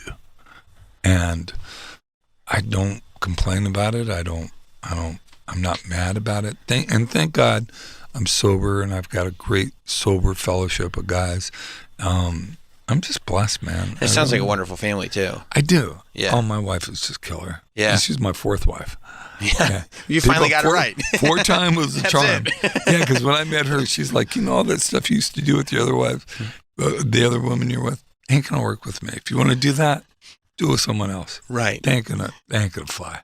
She's just this little sweet white girl who's just you know, the most badass people are the people that you don't think are badass. Sometimes my mom was kind of like that, and it's funny because when when she met my mom as my girlfriend, man, my mom hated the wife before her, hated her, called her the gold digger. She goes, "Oh, how's the gold digger?" She called me. While you're still cool. It was cool. It was so cool. When she met my third wife, I'm like, "Well, what do you think, Mom?" She goes, "Well, she's pretty, boy. I get it. You got a figure on her." Mom's a hillbilly. And I go, "No, what do you really think about her?" I thought she'd just go, "Oh, hell, I don't know. I just met her." She just looks at me. She goes, "You really want to know what I think?" You just get the hackles in the back of your neck. There you go. I don't know. Yeah, exactly. I'm like, no. She's like, "Baby, I think that pretty girl over there is dumber than a bag of hammers and meaner than a bag of snakes, and she's going to try to take you for everything you got." Wow. First meeting. Listen to your mama. Now fast forward like 4 years later, and she meets Vanessa. She meets my wife now, and we've been dating for about 6 months, and she was even younger, but she just like, man, it was like my sisters were like, "God, why don't they just get a room?" and can you say the F word? Yes. Okay. Yeah. So dig this. So after all this, I'm like, "Okay, Mom, what do you think?" She goes, "I think you did I think you finally figured it out, boy." She goes, "Look, I want to tell you something. I love you best out of all my kids." And my sisters are standing right there. I'm like, "Mom, don't say that." She goes, "Shit, I don't care. I'm dying." She was dying with cancer. She's like, "Shit, I don't care." They know. They know. and I said, but she goes, "Listen to me, boy. This is the one. I love you when I tell you this, but listen to me. Don't fuck this up." My mom had never used the F word in my presence. I was in my mid-40s. I'd never heard her use the F word until that moment. Wow. She had 5 kids. I'm sure she knew what fuck meant. I would imagine. In every way, shape, and form. Every way, shape, and form. And now it's 20 years with almost 20 years with almost her. 21. Almost 21. Yeah. That's amazing, dude. Yeah. That's amazing. And we got a 17-year-old daughter who's doing doing applications for colleges and stuff like that. And yeah, man. No, I mean, look, everybody's got bad things that happen, but I'm blessed. I'm doing well right now. I just want to keep my family safe, which is a hard thing to do right now. It feels challenging. Yeah. For the first time. But you came up struggling. Yeah. It's been, if anybody knows how to make it through, it's somebody like you, right? I'm a survivor. Yeah. For sure. Yeah, clearly. Yeah, absolutely. We'll be right back with Sam Roberts Show. Is listening to the radio getting out of hand? You need Bennington, the ultimate in hands-free talk radio design. Simply go to the SiriusXM app on any phone, then search for Bennington. It's that easy. Hands-free, pain-free. You'll wonder how you ever lived without it. It's perfect for your mind. A must for the entire office. Life itself goes quicker and easier. Best of all, Bennington works with your favorite phone. An amazing breakthrough show you'll listen to every day on the SiriusXM app. Hey, this is Jill Scott. Hey. You've stepped into my living room. I'm living my life like it's golden. For a limited time, Jill Scott is bringing her world to the flow. Let's take a long walk. Dive into her hits, classics, and music from her new album, To Whom This May Concern. On now, Jill Scott's Flow on SiriusXM. Channel 48 and at home with the SiriusXM app on your phone, computer, Alexa, TV, or other internet-connected devices. Are you romantically in love with your cell phone carrier? Heart emoji. I've never heard anyone say that they love paying over $1,000 a year for cell service. Chuck McDowell here to save you money and find true love with Red Pocket Mobile. Forget everything you think you know about cell carriers. Red Pocket Mobile has reinvented cell phone service with better coverage, better rates, and better service. With premium 5G plans starting at just $10 a month, you're guaranteed the best combination of service and pricing, period. Plus, Red Pocket gives you not one, but all three major 5G networks to choose from for the best coverage ever. And you get to keep your phone and number. Now that's something to fall in love with. Red Pocket Mobile, your new ultimate cell carrier. Switch now and get one locked-in low price, 3 5G networks, and live customer care in less than 2 minutes. Go to redpocket.com. That's redpocket.com, redpocket.com. Hey, I'm Mike Slater. My dad passed away at the age of 63. He was in great health. It was out of nowhere. Had a stroke.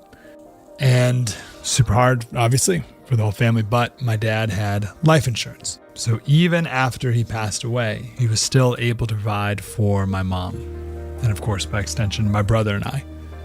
This is why I have life insurance for my family, for my wife and 4 kids. And the best place to get life insurance is ethos.com. Because you can do it in 10 minutes. And there's no medical exam and no blood test. Just a few health questions. 10 minutes. You're covered. Your family is covered.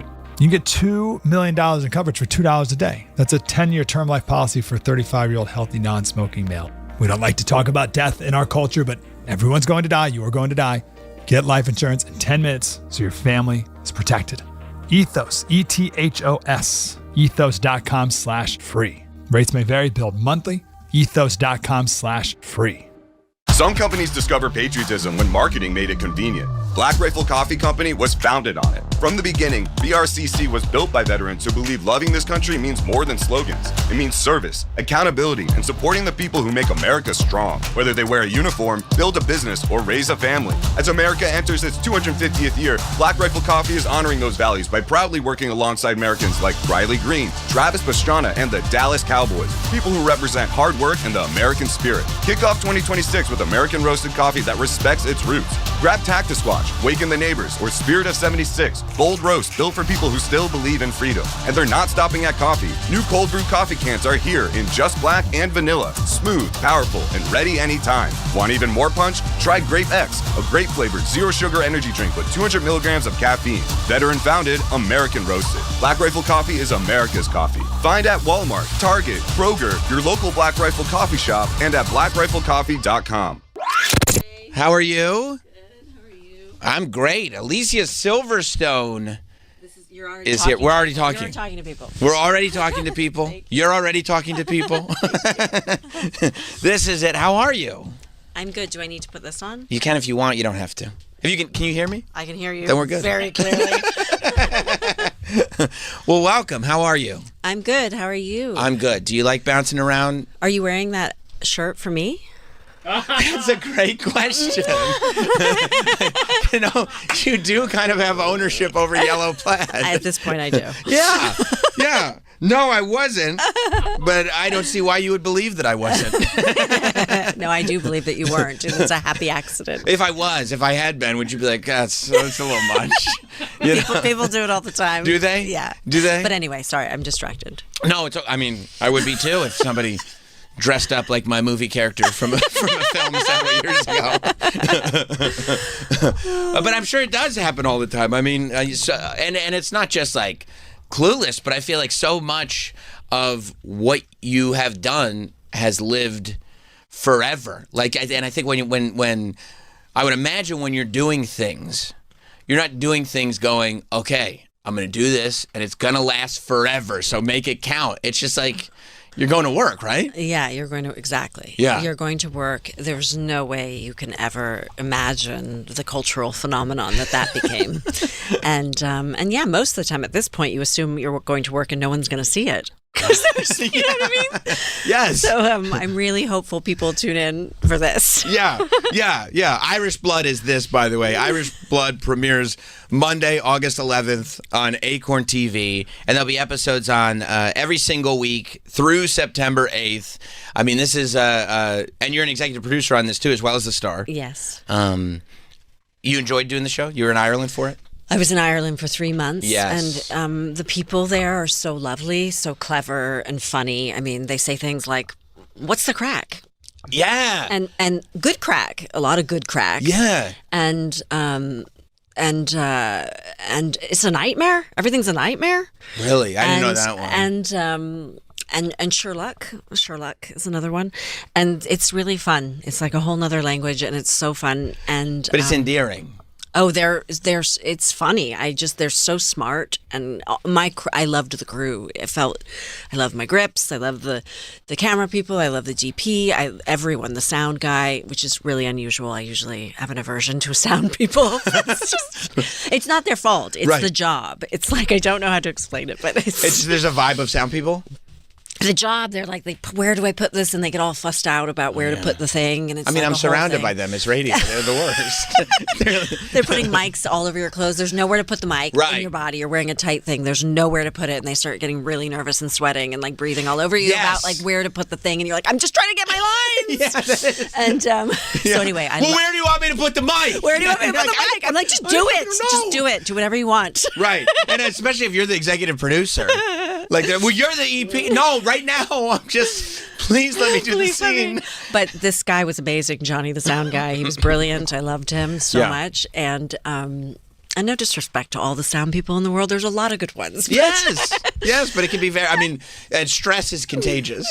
Yeah. But the people were amazing, and being there, it's a character in the movie, so you really, in the show, you feel like you're really in Ireland, and you experience the countryside and how cozy the whole thing is. Yeah. And when an Irish person asks me, what's the crack? I feel accepted. You know what I mean? Like, yeah. I go like, okay, you view me as an equal. And for some reason, it's like, I know you know this language that I don't. Yeah. You know, and so it's very homey like that. Do you swear here? Yes. Okay. So they also have this really great thing where they say "fuck off" it means 7,000 different things. So it's like, if you said to me, do you want to have a burger? And I would be like, classic would be like, fuck off, no. But but if you said, do you want to go out to dinner tonight? I might go, fuck off. Like, you're like, and then the fuck off can be anything. Right. And it's amazing. So do you end up bringing that home? Because I mean, that would be one of those things I would want to. I really should have brought that one home. I haven't, but I'm living it now. Yes. How long does it take for you to really get that tone where you go, I know what this fuck off means? Yeah, it does require interpretation, but they're so clear because they're so clever and so clear and warm. It is quite clear what their intention is with it. Yeah. So that's good. I also feel like there's a wit. Yes. That I'm constantly trying to keep up with. Yes, you know that's what I mean. Yeah, that's what I mean. Yeah. But yeah, I think that the show's super fun because it's a mystery. Right. And a murder mystery. It's a murder mystery, and it's the crime elements are super fun, and it's also quirky. Yes. And which all fits into this Ireland theme, and also it's a rich emotional drama, so you get all of it in one. There is, and it is. I like the quirkiness in it because it almost relieves tension. You know what I mean? It brings you back down before you go on this more emotional kind of journey. I think it's good. When did you start getting into the space of like not only starring but also being executive producer and taking on roles like that? I think my first producing gig, I was 18 years old, and I produced Excess Baggage with Benicio del Toro and Christopher Walken. I did not know you were a producer on that. Yes, very much so. How do you get that at 18? That was the first time that it ever I was the youngest producer ever, and that was the first time that had happened in our Hollywood situation. Amazing. And I don't know, but did they just convince? Okay, well, if you want Alicia to be in this, she's also got to be a producer. It was like that. It was like I didn't want to do it the way it was, and then, well, what is it you want to do? And then that's sort of how my producing career has been. I'm not sitting around going, God, I really want to make film. Like, what should I make this? I'm more interested in solving the I want to contribute to helping the world. So I'm more, writing books about health and about our planet and about animals and all that kind of stuff. Yeah. And pregnancy. I have The Kind Diet and The Kind Mama, and those books are really important to me. But so that's not my path, but I love acting. And so when somebody says, here's this great idea, but so in the case of Irish Blood, here's this great idea, and it was just a line on a piece of paper. There was 2 paragraphs, that's it, and we're going to do it in Ireland. Then by producing it, it gives me the opportunity to be a key player in all of those creative hires, right? So I get to do casting and work on all the departments, the creative departments, and then edit and work with the editors and work on every single script. And it's sort of self-preservation, I would say. Sure. It's how do I make sure that I'm making something that I want to do. Right. Because, a lot of actors talk about this idea that, like, you act, you do the best that you can do, but you have absolutely no control over what the final product is going to be and what goes where and context of anything. Yes. You just kind of have to go like, I trust the process, I'm out, and not think about it again, which I would imagine is difficult. I mean, sometimes it's hard and sometimes it's fine, because if it's Yorgos Lanthimos, like I just did a movie with Yorgos Lanthimos, the second one, and I don't have to think about any of that. And same with Justin Kelly. I have a movie out right now, Pretty Thing, with Justin Kelly as the director, and it's my second time with him. I don't have to worry about any of that. Like, these are brilliant artists. You know that you're going to be safe with. I mean, you know that they have such a clear vision, and you're in good hands. It's everything else that gets tricky. Right. Yeah. When you get, and that's you're right. That's a relief. But I also think people sometimes don't take into account how much goes in. Yes. To all of these projects and how many little pieces there are that have to fit together for it to be good. Yes. And you want it to be good. Yes, you want it to be good. Otherwise, what? Stay home. Right. Especially if you're going to spend 3 months away from your family in Ireland. Yes. You want, number one, it to be good and for people to see it. It's on Acorn TV. Yeah. By the way. Yeah. I was thinking, because I was watching an interview that you did, and you were kind of talking about your responsibilities on Clueless, and it was you describing it as being in every single scene.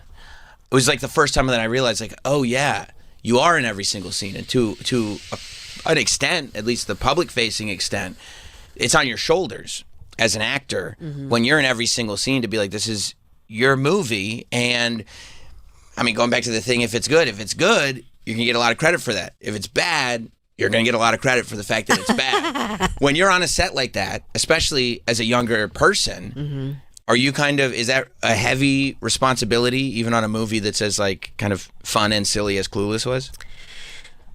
Well, there was some pressure, but not about that as much. I don't remember. Maybe I was too young. I was 17 when we did that, and I turned 18 on set. So I don't know that. And I had done 8 films before that. Of course. I'd worked with James Gandolfini, and I had done all these, The Crush.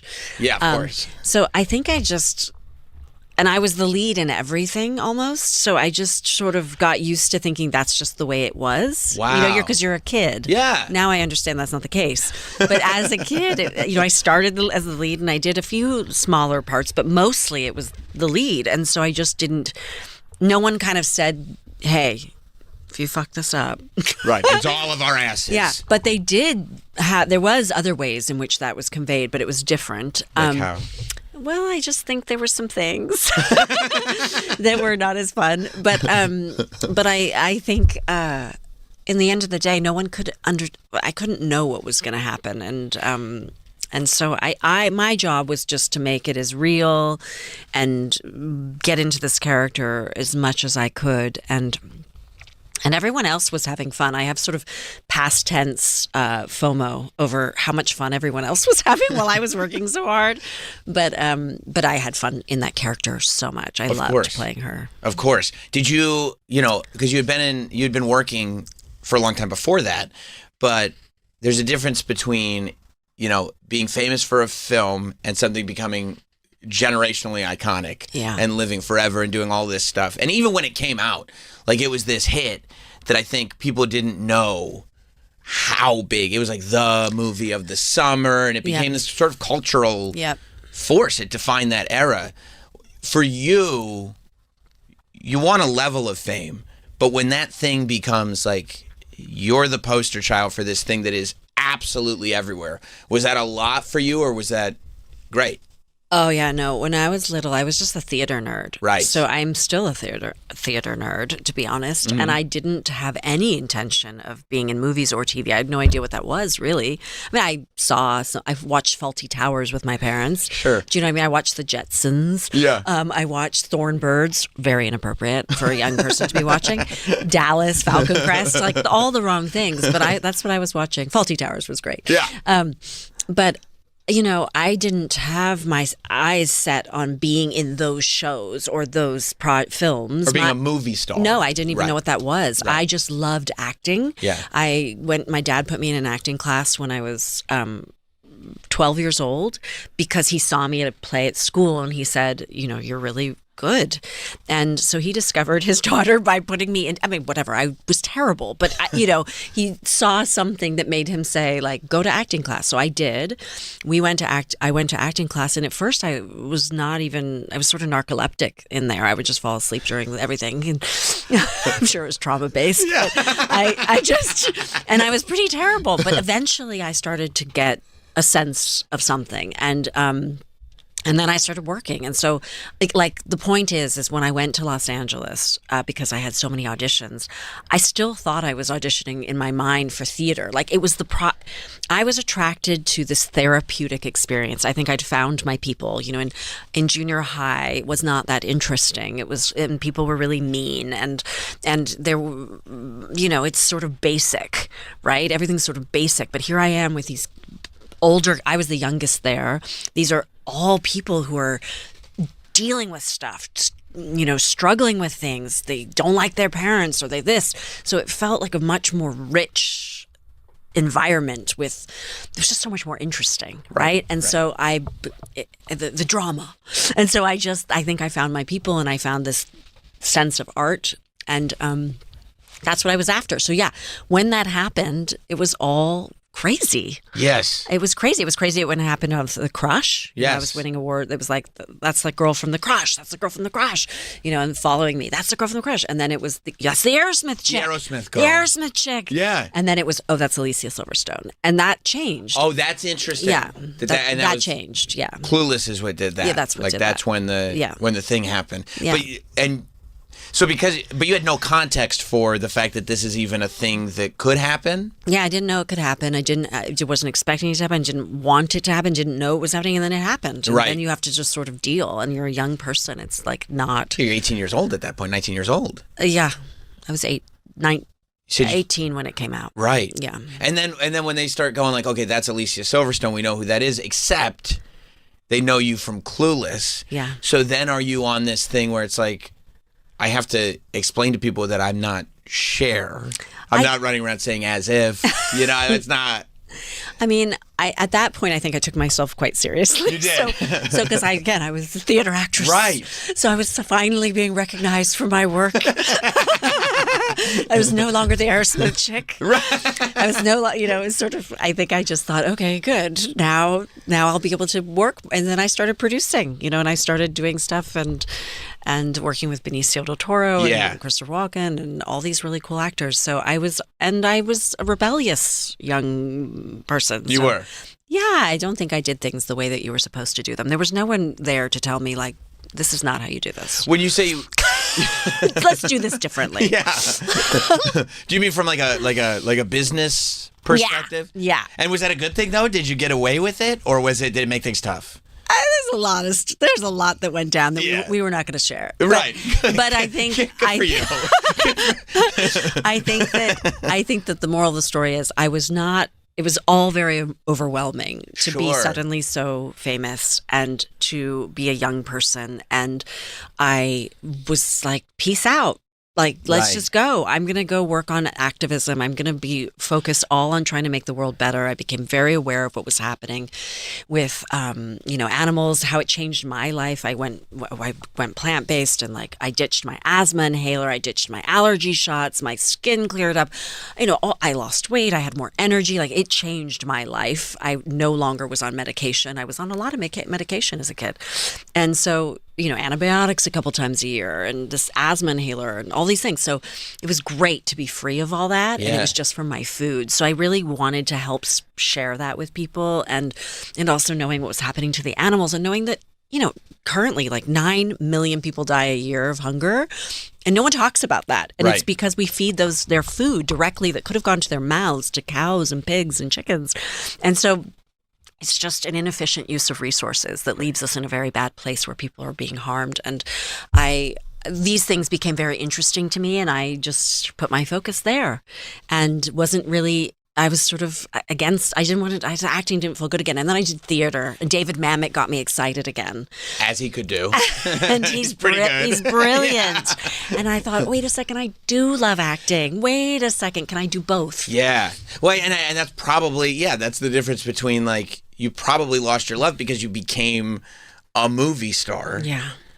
And when you want to be an actor, it probably is difficult to be an actor when you're a movie star because people want you to be a movie star. They want you to be a superhero. They want you to be like, you know what I mean? And you're doing all this instead of being like, can I just go do this play or something? Yeah, I think so. I think there's so many things that get in the way of it all, and it just becomes unfun. But ultimately, I found the fun again, and I'm just having a great time doing theater and working with incredible directors and great actors. I feel so lucky. Yeah. Like, I get to work with Emma Stone and Jesse Plemons. It's amazing. They're brilliant. It's amazing. They're so good in Begonia. It's crazy. Yeah.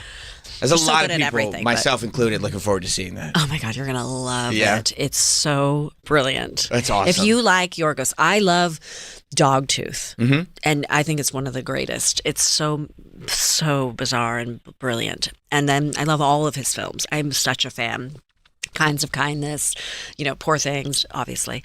The Favorite, he's just brilliant. And I was lucky enough to work with him before on Killing of Sacred Deer. But this one, watching Emma and Jesse and the storytelling and it's just visually beautiful, and he's a brilliant genius, and so that's awesome. Yeah.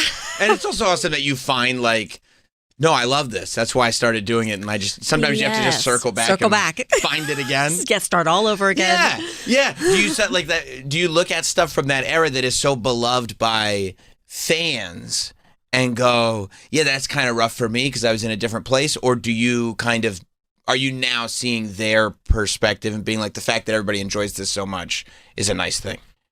Well, it depends on what it is. Right. I mean, I really love, I feel like I've had a really fun, everyone has their stuff, right? Mm-hmm. We all have our stuff. And so are there things I wish I did differently? Absolutely.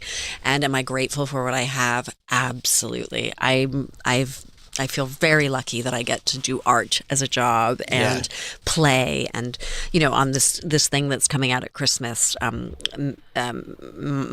It's called Merry Little Xmas, and it's a Christmas romantic comedy. And I just laughed. I produced this one as well, but the time looking into the eyeballs of Oliver Hudson and Pearson Fode and all the other cast members was so fun and silly. And I got to play this complicated, interesting part in a romantic comedy that's also a Christmas movie, which people love Christmas movies. They love them. So it's just great mashup of this stuff that people love. I haven't done a romantic comedy in a while, and getting to do a juicy part it feels fun. Yeah. Irish Blood, you also, it's a significant part for you. Juicy is probably the word. Again, it's Monday, August 11th on Acorn TV, if you want to get into this show. And it is the type of show that you get into the week to week, the sort of like, I think people will enjoy the journey. I did want to ask, though, speaking of TV projects, I'm sure you can't say anything, but everybody's, I feel like it's been months that there have been rumors about this Clueless, I don't know if it's a reboot or a continuation or whatever it's going to end up being, but a series that you will, because there have been Clueless shows before that you weren't involved with. Right. But there are significant rumors of you coming back as Cher. Well, the rumor part has been going on for 30 years. Right. That has been, people have been asking about that for a long time, and I never thought that was going to happen. But I tried it on a little bit at the Super Bowl commercial. Yes. And I Which was brilliant. Thanks. Yes. I was scared, and then I thought, you know what? That's the thing about being an actor. You have to do things that challenge you. Right. So let's do it. And so I did it, and I loved being her again. That was really fun. And right after I did it, and I was surprised at how easily it came back. And then I got a call with Amy and the producers, Josh and Stephanie, and we talked about it and made a lot of interesting decisions that day. And then here we are. So it's not a rumor anymore in the sense that we are developing a show for, and we're doing it with Peacock. And, but it's in such early baby stages that there's really nothing to say other than pretty sure we're going to make a good show. That's what we're trying to do. And my hope is to bring, honor the original that everyone loves, and also bring something fresh and new to it. Right. And I'm hopeful and also quite confident we will. That's all. Yeah, yes. And especially since, you get all this producing experience, you can be confident. Or I'll completely mess the whole thing up, and we're going to find out. Very possible. I don't think it's going to go one of two ways. Yeah. And that's why I never want to do it. You don't want to mess. It's like when you do something, you just don't want to mess. It feels kind of precious. You don't want to mess it up. Sure. And I'm sure people, especially like after it was so successful, were coming to you about doing sequels. I don't even know. I just remember it was sort of off the table. Amy didn't want to do it, and so it's just like, and I didn't think about it. I was off doing other things, and saying screw you to this business, and going to Africa and down the Amazon River with Woody Harrelson to save the rainforest. You know what I mean? I was busy. You're busy. It sounds like something that would occupy your mind. That's amazing. Yeah. That's amazing. I mean, I wish there had been a camera crew with you and Woody Harrelson. There really should have. There really should have been. That's amazing. It was amazing. We had chigger bites. I got chigger attacked. Head to toe, I look like a leper. Yeah. But incredible. It was great. Incredible. So good. Well, man, I am... Sleeping in tents, pooing in holes. That's what you guys did? Yeah. That's amazing. Yeah. And for you, was that like, this is what we do? Because that feels very Woody Harrelson from The Little That I Know. It was amazing. We were on little canoes, going down the river, and him and my husband at the time. Well, we weren't married yet. We were just dating, but we'd been together forever. I think they were each of them were naked in their and like doing a race, in their little canoes, and I was being bitten alive, and part happiest I'd ever been in my entire life, and part miserable, wanting to die with the bites and the itching. But it was incredible, that trip. How long was it? I don't know. I don't remember. Maybe 2 weeks or something. Wow. I mean, that's a long time. He had started an orphanage there, and so we went to there, and we were in the Amazon River because there was Brazil nuts, and farmers were getting paid really little bits of money to say, like, cut down these trees so we can have your nuts. And we were trying to tell them, no, encourage them to use what they had and cultivate it, and that it would be better for them long term, and they would make more money that way. So it was sort of a project that Triumph. Get real answers with Dr. Laura. No nonsense advice about relationships, marriage, kids. Tough love. It happened is not a phrase anybody uses when they take responsibility. Inspiration. Every time you go to bed with a negative thought, you have to match it up with a positive one. That's your new rule. Dr. Laura. Plus, Glenn Beck, Nancy Grace, and Dave Ramsey. All on Triumph.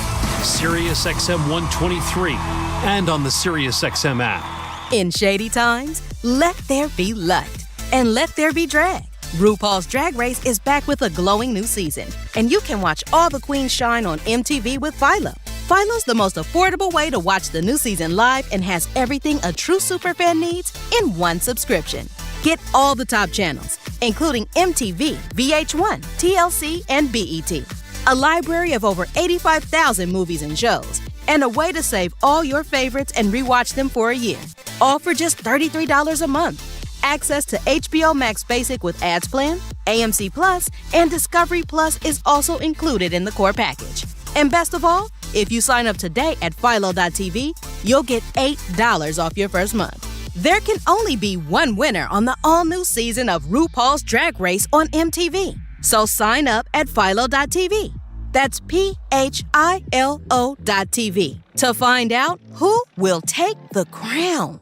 Well, the holidays have come and gone once again, but if you've forgotten to get that special someone in your life a gift, well, Mint Mobile is extending their holiday offer of half off unlimited wireless. So here's the idea. You get it now, you call it an early present for next year. What do you have to lose? Visit mintmobile.com/radio. Limited time 50% off regular price for new customers. Upfront payment required. $45 for 3 months, $90 for 6 months, or $180 for 12-month plan. Taxes and fees extra. Speeds may slow after 50 gigabytes per month when network is busy. See terms.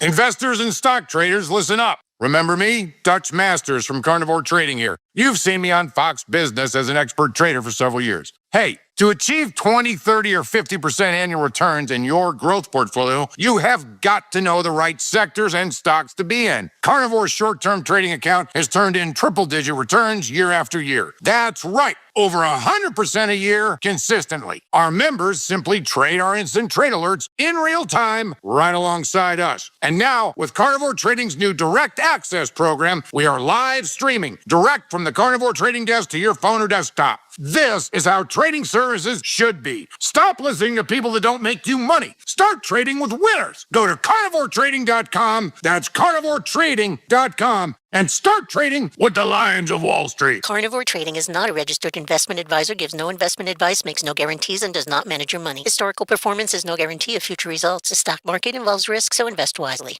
Mike Chappell here, Patriot Software's founder. My third successful business employed over 30,000 W-2 employees in all 50 states. That's when I learned there are different employment laws and payroll tax laws in all 50 states and in every U.S. city, making payroll one of the most complex areas of business. That's why I created Patriot Software, to make payroll simple for millions of American businesses. Use our simple do-it-yourself software at patriotsoftware.com. We're back with Sam Roberts Show. Community is important. Community events are important. And a big community event just went down here in New York City. It was the New York Comic Convention. It's a convention of people who get together and share their appreciation for comic books and the surrounding comic book culture. A lot of people, they go and they cosplay, and they just really, over the course of 3 or 4 days in the Jacob Javits Center, celebrate everything it is to be a fan of comic book culture. But the news stops for no one. It's time for Lazy Eye Witness News with America's #1 journalist, Mike Montone. Yes, America's #1 journalist with no qualification. Undisputed. Undisputed. It has yet to be disputed. I can't dispute it. Mike, you wore your press fedora, which a lot of people would probably think you were cosplaying, but in fact, you were just there working, right? No, I'm a journalist. That's right. That's not a costume. And what does a journalist wear? A press fedora. That's right. So you went down to Comic-Con not to appreciate comic culture and the comic books and the surrounding culture, but more to get to the bottom of what's under the surface? Well, I mean, it's always a fun event. You enjoy being there, but, it's not without responsibility. That's right. That's exactly. Now, was there anything that you enjoyed there that you got to take part in when you weren't wearing your journalist hat? I honestly I enjoy taking in the scene, how delighted people are to be running in their costumes. That's right. It's fun. It is fun. It is a legitimately fun event. 100%. I always love going. I did not go this year, but I always love going. San Diego, too. They are fun. And, I mean, just the collective enthusiasm that people have for all their shit is a fun thing. Yeah, it can be a physically stuffy environment. Well, there is a musk that will build. There is, and I think if you look at the waistlines, sure, in the background of this shot, yeah. Well, it looks like a National Guard going back to Texas from Illinois. It does. They should probably put an additional wing on the Javits Center for this. That's 100% right, but they don't. They fill it up. Everybody goes. And do you want to kind of explain what you're trying to uncover? Or do you want the reports to speak for themselves? Well, there's an intro to this one. Oh, so good. That'll let us know what's going on. And I like your intros because the intros are done on the scene. Oh, yeah. So you get the feeling of what it's really like there. All right. Well, with video, you always want to shoot the stand-up on the spot if you can. Right. That's right. A homeless crisis grips the city. What? Hatred against Italian Americans runs rampant. Huh? And the nation's superheroes face a scandal of epic proportions. I got to the bottom of it all at Comic-Con. Oh, Luigi, hang on one sec. Okay, hang on 1 second. Hang on just one moment there. So firstly, the issues that you're tackling at Comic-Con are the homeless crisis and anti-Italian discrimination. And the superheroes embroiled in scandal. Right. Well, I don't know what that scandal is. I'm sure we'll get to the bottom of that. We'll get to it. But it appears that in your quest for information, the first people that you stumbled upon are, this appears to be the Mario brothers, Mario and Luigi, dressed in S&M gear? A couple blue-collar paisans, 2 plumbers. Okay, so I'm going to guess, Mike, that you decided to ignore at first the S&M portion of the gear. Yeah, they're in bondage gear. Yeah, did you ignore the bondage? That's New York City. People are kind of funky. They, that's how they dress. Those could just be back braces, like Troy that's wears. a good point. That's true. Yeah, they cram into odd positions. You ever try to get under a sink? No, that's true. It doesn't explain the dog collar on Luigi. Well, that's just fashion. Yeah, I guess that is, but you saw them more as Italian plumbers. Well, yeah, blue-collar guys. When you do Man on the Street, you want to talk to regular Joes. Regular blue-collar guys. Probably a couple union fellas. Probably. Yeah, okay. All right, I'm anxious to hear what Mario and Luigi Mario have to say. Gioni, your namesake. Yeah. We're wondering do people see him as an Italian-American icon? I believe so. He's seen as a hero in many ways. Could you pause for one moment? You can go back to Luigi if you want. Mario, are his pants leather? Oh, what? So is Mario wearing leather pants? It could be pleather. Also, fingerless gloves. Yeah. Oh. Well, those are in these days. A lot of guys with fingerless gloves. I see that. Fingerless gloves. They're really in style these days. Yeah, I guess around so. The halls here. I guess so. But those were leather pants on Mario? Well, I don't know if they were leather. It might just be black because, again, if you're a plumber, you're working with a lot of like gross materials. They splash on your pants. You don't want people to see. That wipes off real nice. I see. It's just there's a shine to them. Black. It doesn't show dirt. Right. It's like sometimes you get a leather couch when you have a dog because it's easy to clean. There's a shine to the pants. Is the only. Hey, why are you so obsessed with this man's pants? Well, I just never have seen a plumber with shiny pants. I mean, I've never seen a plumber in bondage gear, but it's that's New York. a back brace. Oh, sorry. Okay, all right. No, only in New York. That's right, only in New York. But the premise here was really trying to figure out if they look at Luigi Mangione as an Italian. His trial set to start in December, I believe. Right. No, that's good. I believe so. He's seen as a hero in many ways. I've definitely seen people refer to him as a hero, for sure. Would you, Luigi, say that he's a hero? Mario seems to think so. I definitely don't condone murder, but I also don't condone like totally railroading someone through the justice system. So mixed bag there. Do you think now Luigi Mangione famously? Now, Mike, I ask you as a reporter. When you start getting the vibe that these two fellas that decided to go to Comic-Con dressed as bondage Mario and Luigi, maybe they don't want to tackle the most controversial issues of the day and go on record with it. Maybe they thought when you said, will you do an interview, it was just going to be like, oh, tell us about your wacky costume. And now you're sitting there saying, take a stance on Luigi Mangione. However, I will only call you by your character names. Do you get in their voice that maybe they're uncomfortable with this line of questioning and I should shift or something else? No, I mean, there's journalism and then there's journalism, right? That's true. You know, if I wanted to work for 10-10 Wins, I could go do a fluff piece about, oh, they're in their costumes.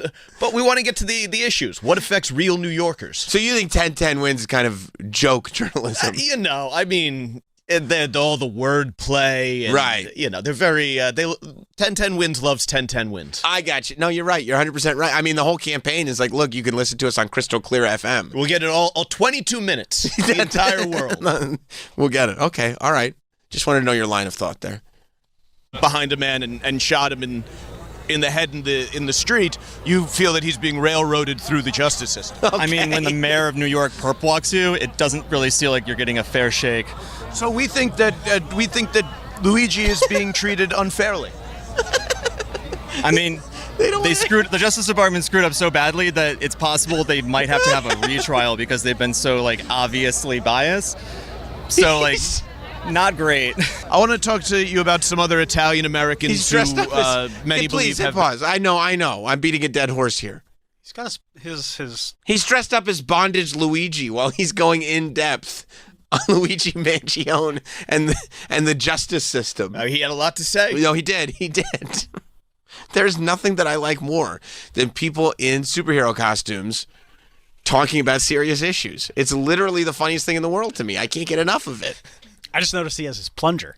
Of course he has his plunger, but it's a smaller plunger, maybe it's not for toilets. Yeah, I was like, what the hell? What would it be for? Yeah, what would it? Yeah, Sam. Jesus. I mean, what's the dog collar for? I don't know. Oh, that's to be dragged around. If you have a plunger that small, You can buy that at PacSun. Yeah, exactly. Oh, okay. All right, let's go back to hear the full context of your question, Mike. They don't want to be there anymore. The Justice Department screwed up so badly that it's possible they might have to have a retrial because they've been so obviously biased. So not great. I want to talk to you about some other Italian Americans who many believe have been railroaded. We'll start with Chris Cuomo. He's the only one out there, I think, that a lot of us would say is telling the truth about a number of things, but he can't get on any of the major networks anymore. Do you think Chris Cuomo has been unfairly treated because he's an Italian American? That's a great question. Probably not. I think he and his brother are both kind of famous sex pests. What? But they would say that that's what they do. They're Italian. I don't think part of Italian culture is being a sex pest. But they say they're just kissing and hugging. You've seen Goodfellas, The Godfather, Donnie Brasco. There's quite a bit of kissing and hugging in the Italian American community. I think if the women that work for you keep telling you no, you should probably listen to them. But isn't that anti-Italian discrimination to prevent an Italian from living their truth? I think if someone believes that being a sex pest is part of Italian culture, then they are being anti-Italian. You would call that anti-Italian discrimination? Yeah. I think that Italian people, just like everybody else, are perfectly capable of not sexually harassing. Yeah. Mario just checked his watch. So there's really anti-Italian discrimination at every turn. If you say so. How do we live in such a world? We do gotta go. All right, Fox. They had to go, Mike. They had to leave. They had to go. Another appointment. Yeah. I think they quickly realized this is never going to end. I'm sure there was pipe that had to be laid. That's right. After all, they're plumbers. Yeah. A couple of blue-collar guys. Yeah. And you just trying to get to the bottom of anti-Italian discrimination. And Mike, handling his line of questioning as if he were fed a tremendous amount of Tylenol as a baby. Just unshakable. That's what I'm trying to say. Just focused on one particular point. And the news watch never stopped. That's right. That's right.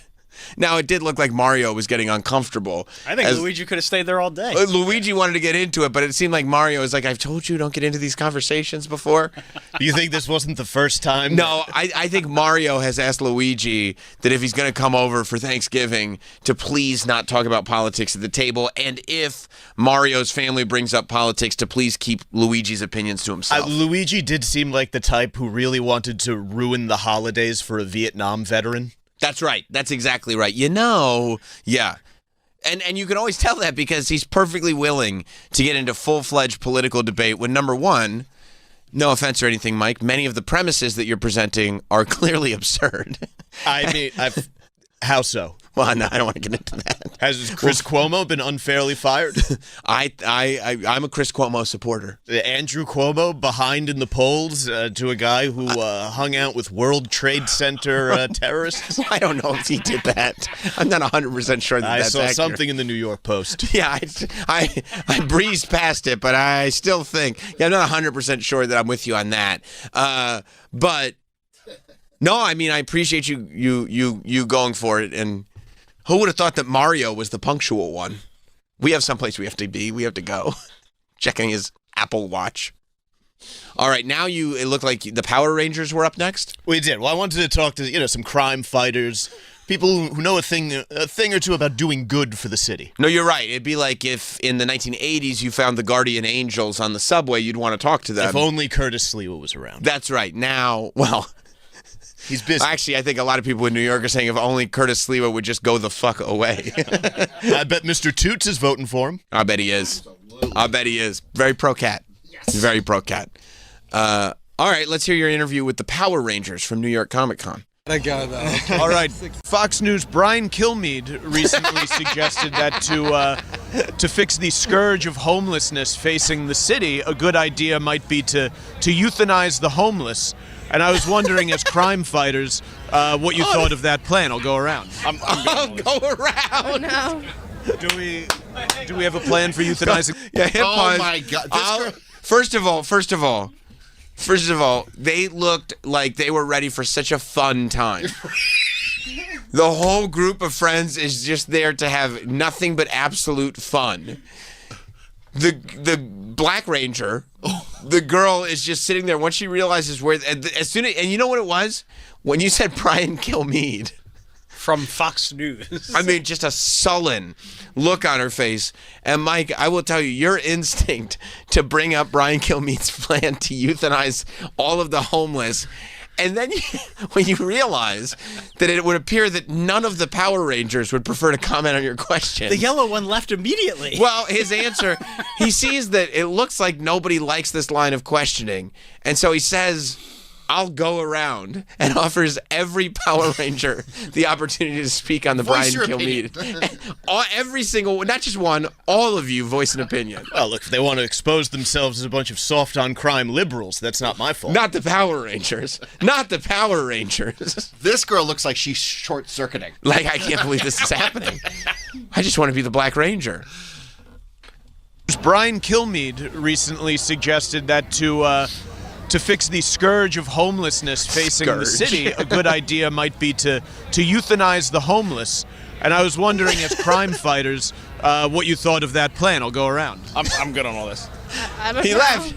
Do we have a plan for euthanizing the homeless? Euthanize him. What? Yep. How would you go about euthanizing? I'll take care of him myself. He left. Pink Ranger left. He's out. Sort of a vague plan. Do you guys think you could fill in the blanks? We're gonna fight for the homeless. So you're you lost part of the Mike. You greatest lost the Power Rangers, Mike. Yeah, that was... You lost all the Power Rangers one by one. They morphed on out of there. You lost them all.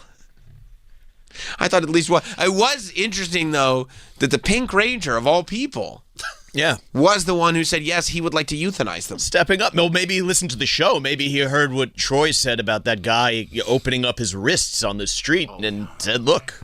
There's only one thing we can do There's here. a problem here, yeah. Except then the Red Ranger said she was going to fight for the homeless. I guess the Power Rangers going to have to hash this out amongst themselves. Do you feel bad when you're like, oh, I'm going to go interview all 5 Power Rangers, and it's not like they all said, okay, we're done. One by one, they left. They came in a group, and then they left you one at a time. I mean, these are the Power Rangers. Right. They don't operate from a position of weakness, so I don't expect them to tuck tail and run away. But that is apparently what happened, It no? is. Well, and I guess people need to know, Who would have thought the real evil Lord Zed was the tough questions? Indeed. Okay, let's see who you found next. It looked like it was a Captain America in a wrestling singlet with headgear. Did I get that right? Is that what he had on his head? I was very confused. I thought it was a wrestling headgear. I was confused by his attire because he didn't look too much like Captain America. No, it looked like an amateur wrestling version of Captain America for some reason. A lot of people aren't sticking to the way you're supposed to look. They're adding their own flair. And it's like Stan Lee already figured it out. You don't need to add your own flair. Homeless. So you're part of the greatest generation? Yes, absolutely. These young kids. Yeah, and you're revered. Finally, you Pause for got a moment? Let me tell you what I love about this. Go ahead. You're part of the greatest generation is, of course, because Captain America is an older man, right? Mm-hmm. This Captain America, who's wearing an amateur wrestling singlet and bedazzled headgear, says, yeah, I am because of those kids. And it's almost like this brush off of oh, okay, I'll answer one question being in character. That's cute. But okay, now let's actually speak to me like a person. And if I could make a guess, I think Mike is going to opt to continue the line of questioning as if he were actually speaking to Captain America. Well, so we have to cut these for time. Sure. So we don't get the sort of full exposition on how the conversation went. We had been talking for a moment, and he was explaining that he had fought the Nazis, World War II veteran. So I said, a member of the greatest generation. Right. What luck. These guys are dying out. We don't, how many World War II veterans are left alive? No, that's 100% right, and that's a good line of questioning. Yeah, so to happen upon one at Comic-Con is like... felt so lucky. That's really like very striking unique gold. perspective. Yeah. And I love that with lazy eyewitness news, that when somebody tells you who they are, you're going to take them at face value. Why would he lie? That's exactly right. I agree with you. Flowers from Tom Brokaw. Everyone's very proud of you. Yeah. I mean, I do my best. That's what the American icons.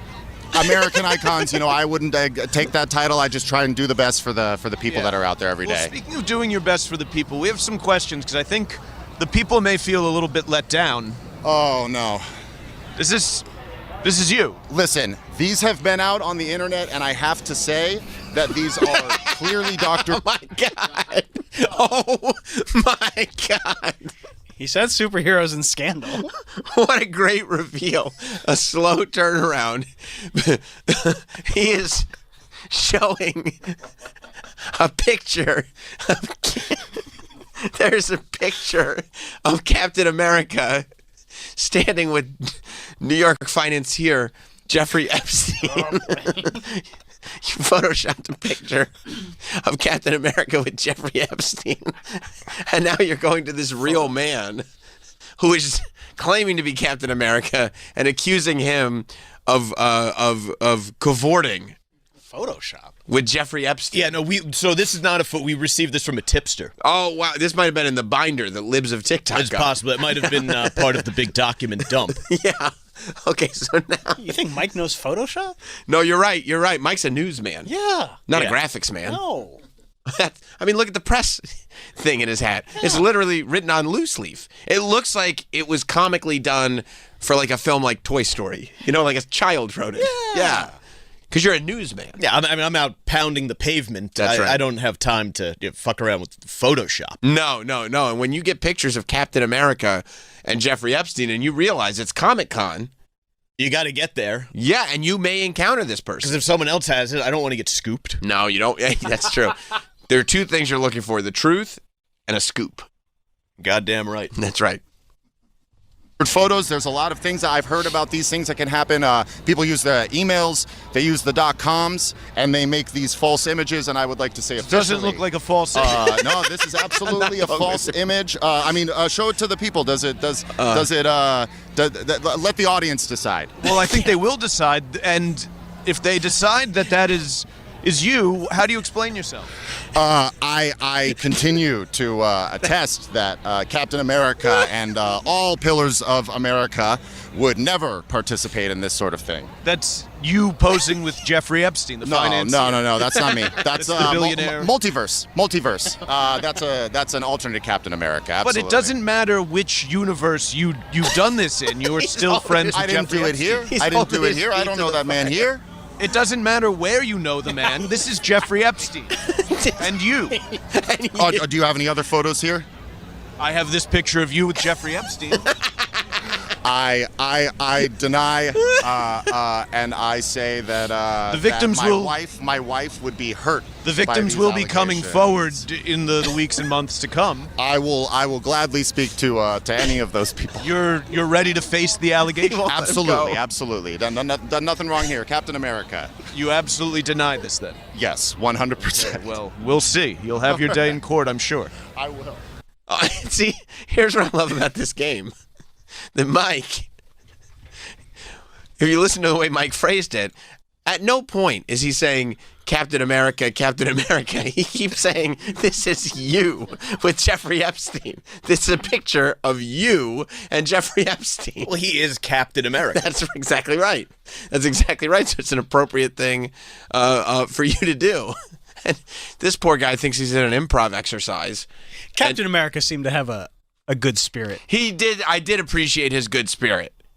I did, because Do you speak to him afterwards? Yeah, we always with the ones that don't storm off angrily. Sure. We usually will shake their hands. They usually ask what we're doing. A lot of them do enjoy the bit. We did it. Not the Power Rangers. The Power Rangers did not. I didn't get a follow-up word with them. I mean, imagine if they had found out that they were also pictured with Jeffrey Epstein. They would have been way more pissed.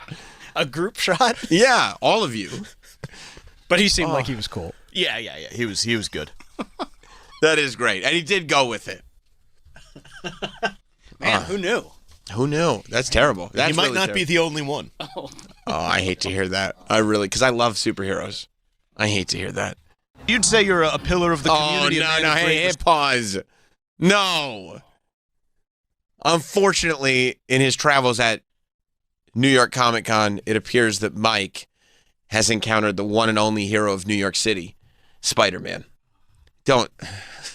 And RNC, you say you're a pillar of New York and He is. He's like the New York superhero. I just don't want bad news to come about. Well, I think we do expect people to behave badly. We don't expect our heroes, our superheroes, to behave badly. I mean, what's that H word? Hero. Yeah. How can you be a hero if you're just are you a hero or are you just a human like the rest of us? Or perhaps a villain. What, some of those pictures? Yeah. I would say the Captain America one, that puts him in villain status. Respect? And responsibility. Yeah. Your responsibility. Yes. To do good, to be your best self, a great citizen at all times. Yeah, I think it's good to uphold those morals for the community. Morals. You are a man of morals. Of course. Well, if you say that, we have to ask if you could explain this. Hey, pause. You know what I appreciate about you, Mike? You love Chris Hansen, huh? I do. Huge fan. Would you say that he's been a great inspiration to your reporting style? Journalistically, I would say that he might be number one. Yeah, because I was thinking in the last one when he said, when he goes, do you have any other pictures there? And you responded, well, I have this picture of you and Jeffrey Epstein. I was like, that's a good comeback. I was like, I've heard that before, and I couldn't place it. But now with this, I was like, that's Chris Hansen. That's like, well, I have this chat log right here. It's a chat log moment. Go back a little bit. You'll hear, when you hear the way Mike, lets the cat out of the bag, you'll hear a lot of Chris Hansen in his voice, which I appreciate. Responsibility. Yeah. Your responsibility. Yes. To do good, to be your best self, a great citizen at all times. Yeah, I think it's good to uphold those morals for the community. Morals. You are a man of morals. Of course. Well, if you say that, we have to ask if you could explain this then. I think our time here is up. We have a lot of questions. At this moment, I can't. This is a good friend of yours? I barely know the guy. Look at the photo. You seem pretty chummy here. It's a picture. It's a full-color picture of Spider-Man with his mask on and Jeffrey Epstein. Yeah. Is Spider-Man wearing a suit of some sort in that photo? Well, they were at a party at Mar-a-Lago, so you get dressed up. Right, so he had like a dress shirt and a blazer on. Yeah. But his Spider-Man mask was They on. have a dress coat. Well, that's who he is. Yeah, that's right. He's not going to reveal his secret identity. That could put Aunt May in danger. I love his reaction. Oh, no. Because he really is acting like it's a picture of him, the person. Right. I also think in no way did he expect to go to Comic-Con? No, to be accused of cavorting with Jeffrey Epstein. Yeah. He's like, maybe I'll see some weird people. Maybe I'll have to improv. And at some point as Spider-Man. And Mike's outfit, he's wearing like a somewhat stereotypically Italian button-down silk-ish shirt. He's wearing sunglasses. He's wearing his fedora hat. Like, he looks like he's cosplaying as an old-timey agent of the press. People may not realize that they're dealing with a true agent of the press who is going to ask the tough questions. And by God, if there are photos of you and Jeffrey Epstein, and you claim to be a superhero and a man of morals, you're going to confront that. And that's the important part, right? Because we expect the Jeff Sokols of the world. Could you bring everybody up to speed on Who Jeff Sokol is? Jeff Sokol was the predator who showed up at the Connecticut house with a pizza, I believe orange juice, possibly garlic knots or wings. I think there was a side there. I think there was a side as well. And he was confronted by Chris, and during the confrontation, ate the entire pizza. The pizza looked delicious. We should get some. Planet Pizza? Yeah. Yeah, I think so. I think you're right. Maybe that's our Halloween dish. Planet Pizza? Yeah. But yeah, so okay, let's watch this confrontation. Let's see if Spider-Man runs or if Mike can hold his feet to the fire. In this then. I think our time here is up. I think we have a lot of questions. At this moment, I can't. This is a good friend of yours? I barely know the guy. You seem pretty chummy here. You seem to have a couple other pictures there. It seems, he has a lot of friends. This is you and Jeffrey Epstein. I can explain. Then explain away. So, he was actually, at this time, he was homeless. I lent him my suit, and that should be it. I didn't know him at the time, but if I did, I would have. You knew him. You posed for a picture with him. I know him now. You knew him then. This is the two of you. This is not looking so good for the two of you at a party at Mar-a-Lago. I don't even know where that is. You're in the picture. Is that in New York? It's in Florida. So then I don't know it. We're there. We have this. You're going to look at me and tell me that this isn't you, Spider-Man? It actually sucks because that's exactly my mask. That's you. That is me. That is you. Well, as the people. I also love that all the superheroes were at Mar-a-Lago. Listen, Mike, this is important stuff you're doing. Got to get to the bottom of it. Yeah, and I think in our society, too much of this, it skirts under the rug, doesn't it?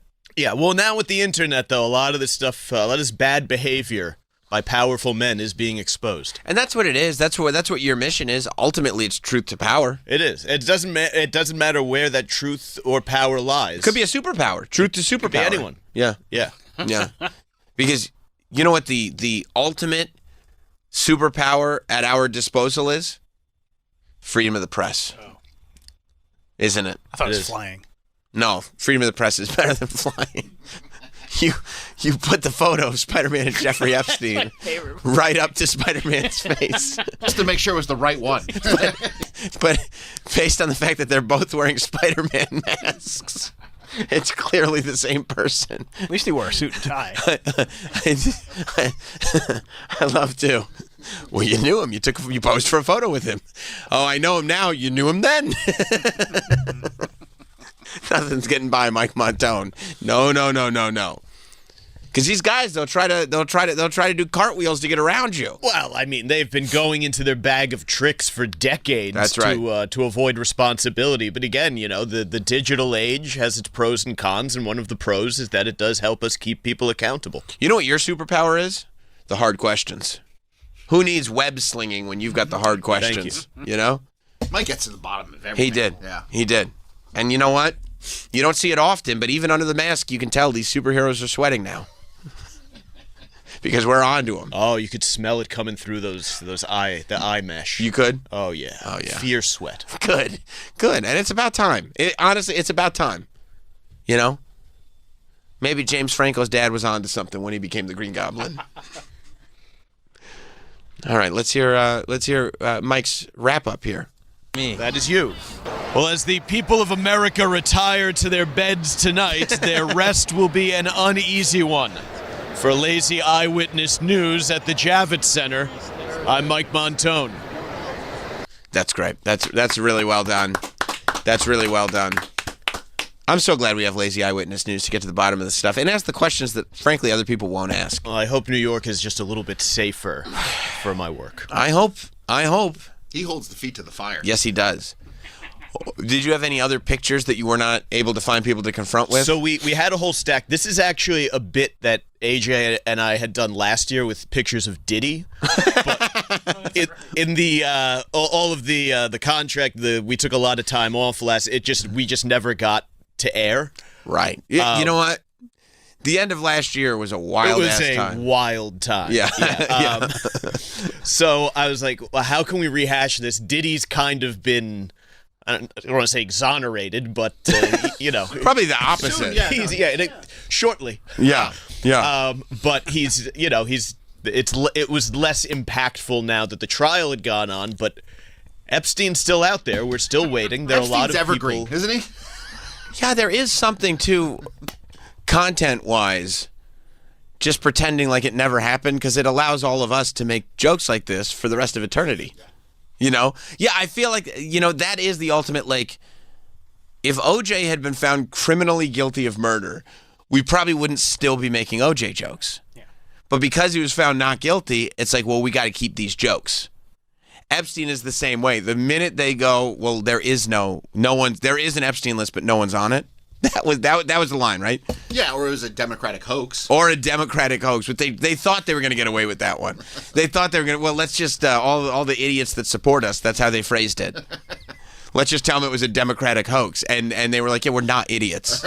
Like, we don't believe you and we've lost faith in you. But it does allow us to continue with these jokes, doesn't it? It's fun. Yeah. For us, not for, the victims. No, not for the victims at all. But yeah, that's good. And I also love that you had, just in case.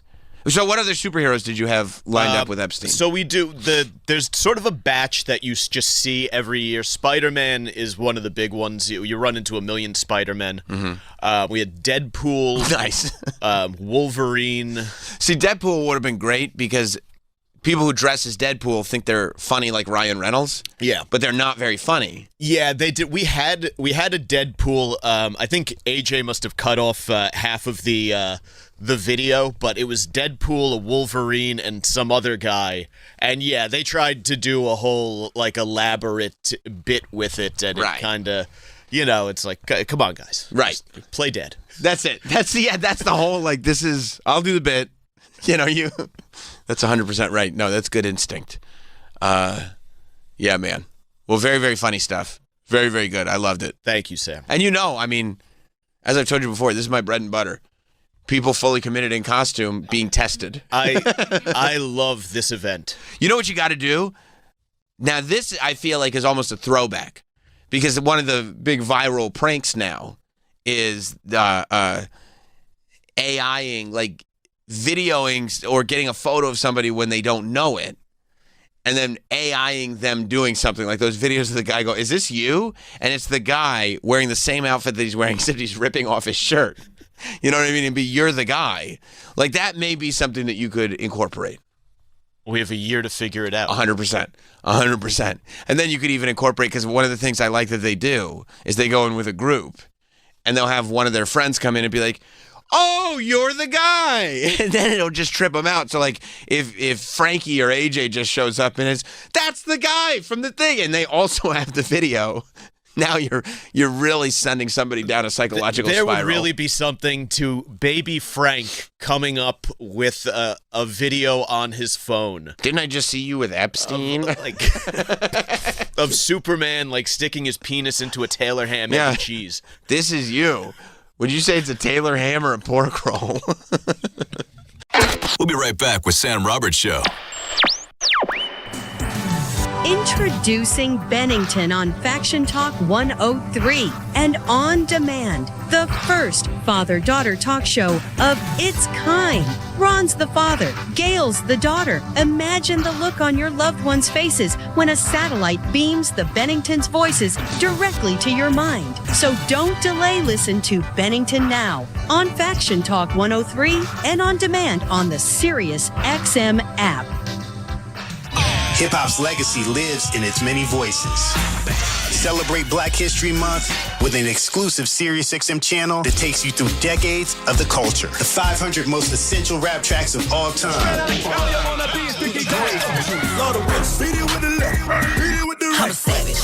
Hip-Hop Chronicles. Year-round on the SiriusXM app and for a limited time on Channel 105. Hey, I'm Mike Slater. My dad passed away at the age of 63. He was in great health. It was out of nowhere. Had a stroke. And super hard, obviously, for the whole family, but my dad had life insurance. So even after he passed away, he was still able to provide for my mom. And of course, by extension, my brother and I. This is why I have life insurance for my family, for my wife and 4 kids.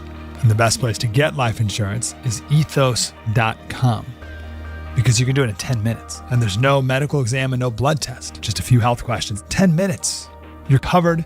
Your family is covered. You can get $2 million in coverage for $2 a day. That's a 10-year term life policy for a 35-year-old healthy, non-smoking male. We don't like to talk about death in our culture, but everyone's going to die. You are going to die. Get life insurance in 10 minutes so your family is protected.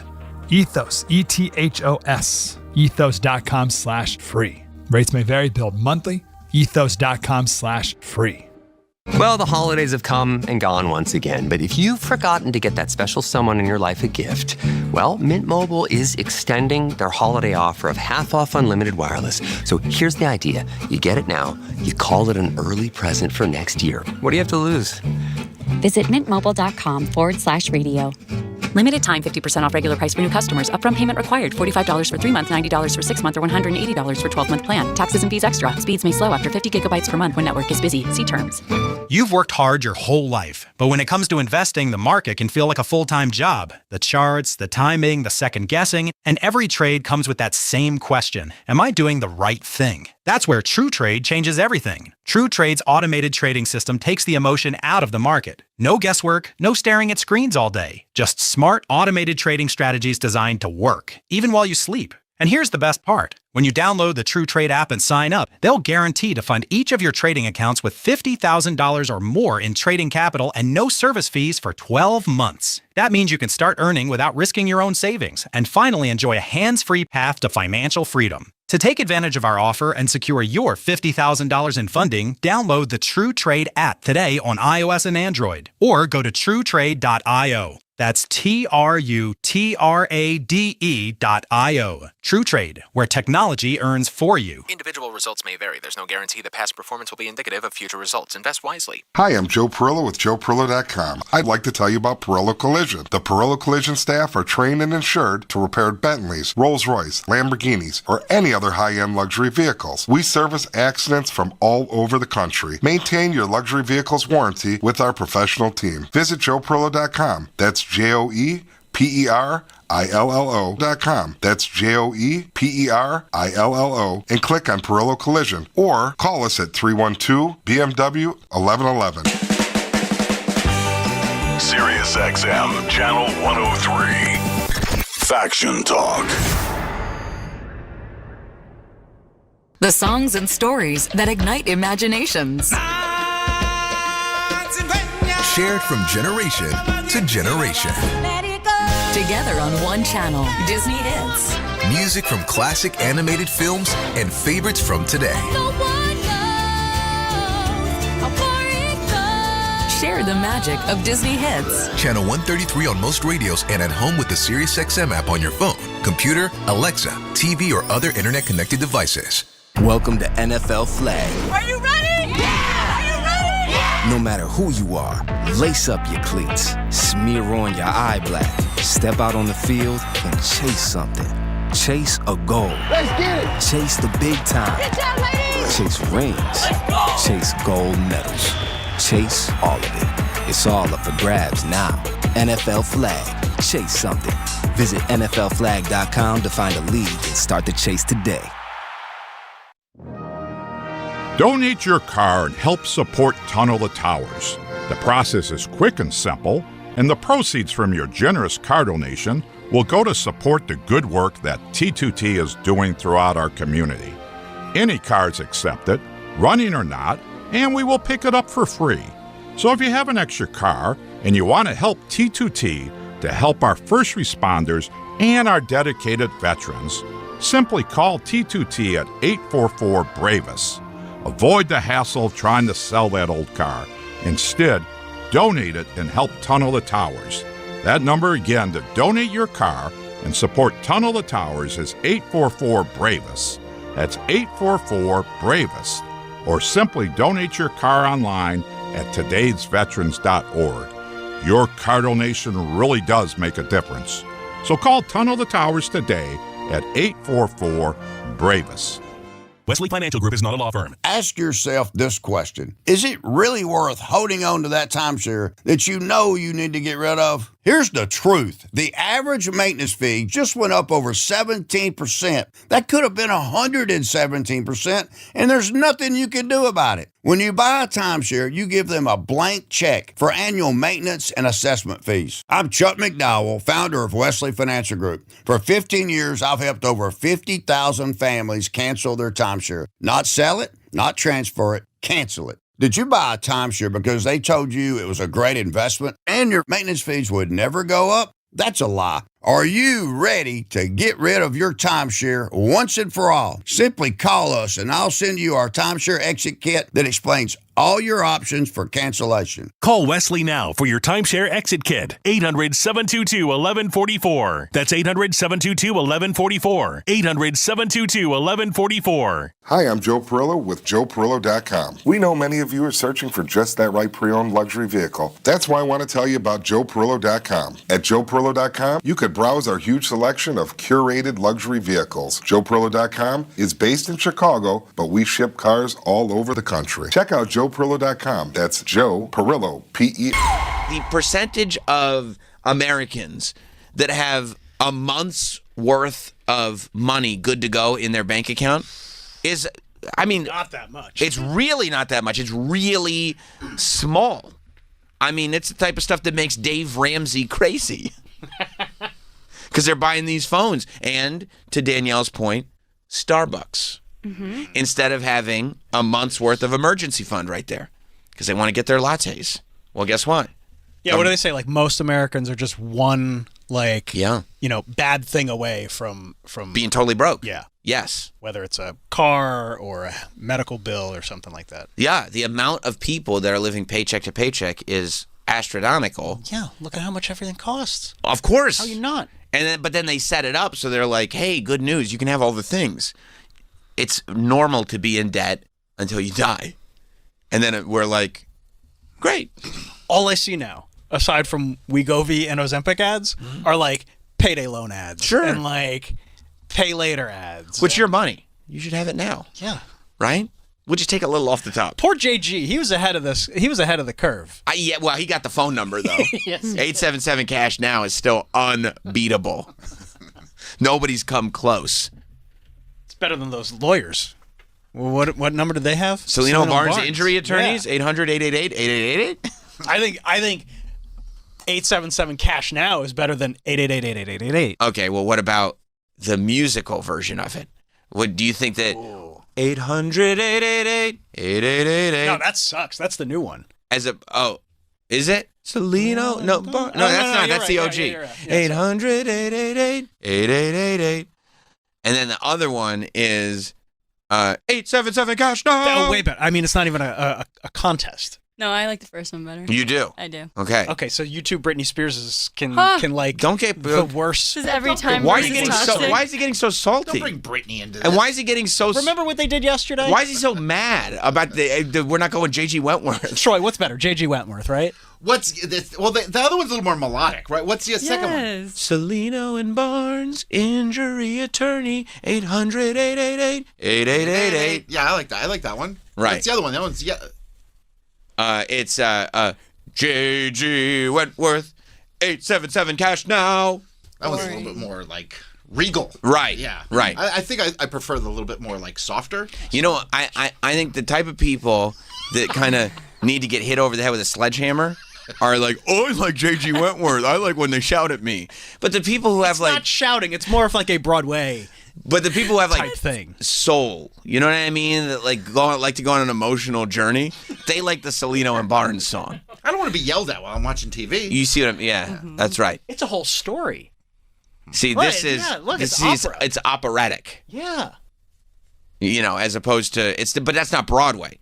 Opera and Broadway are two separate things. If anything, Celino and Barnes is a little more Broadway, but it's like a mid-act Broadway. It's not like the closer before, the break in the middle. What's that called? Intermission? It's not like the closer before intermission. It's not the opening song, but that mid-act. There's a whole story here. It's got a structured settlement.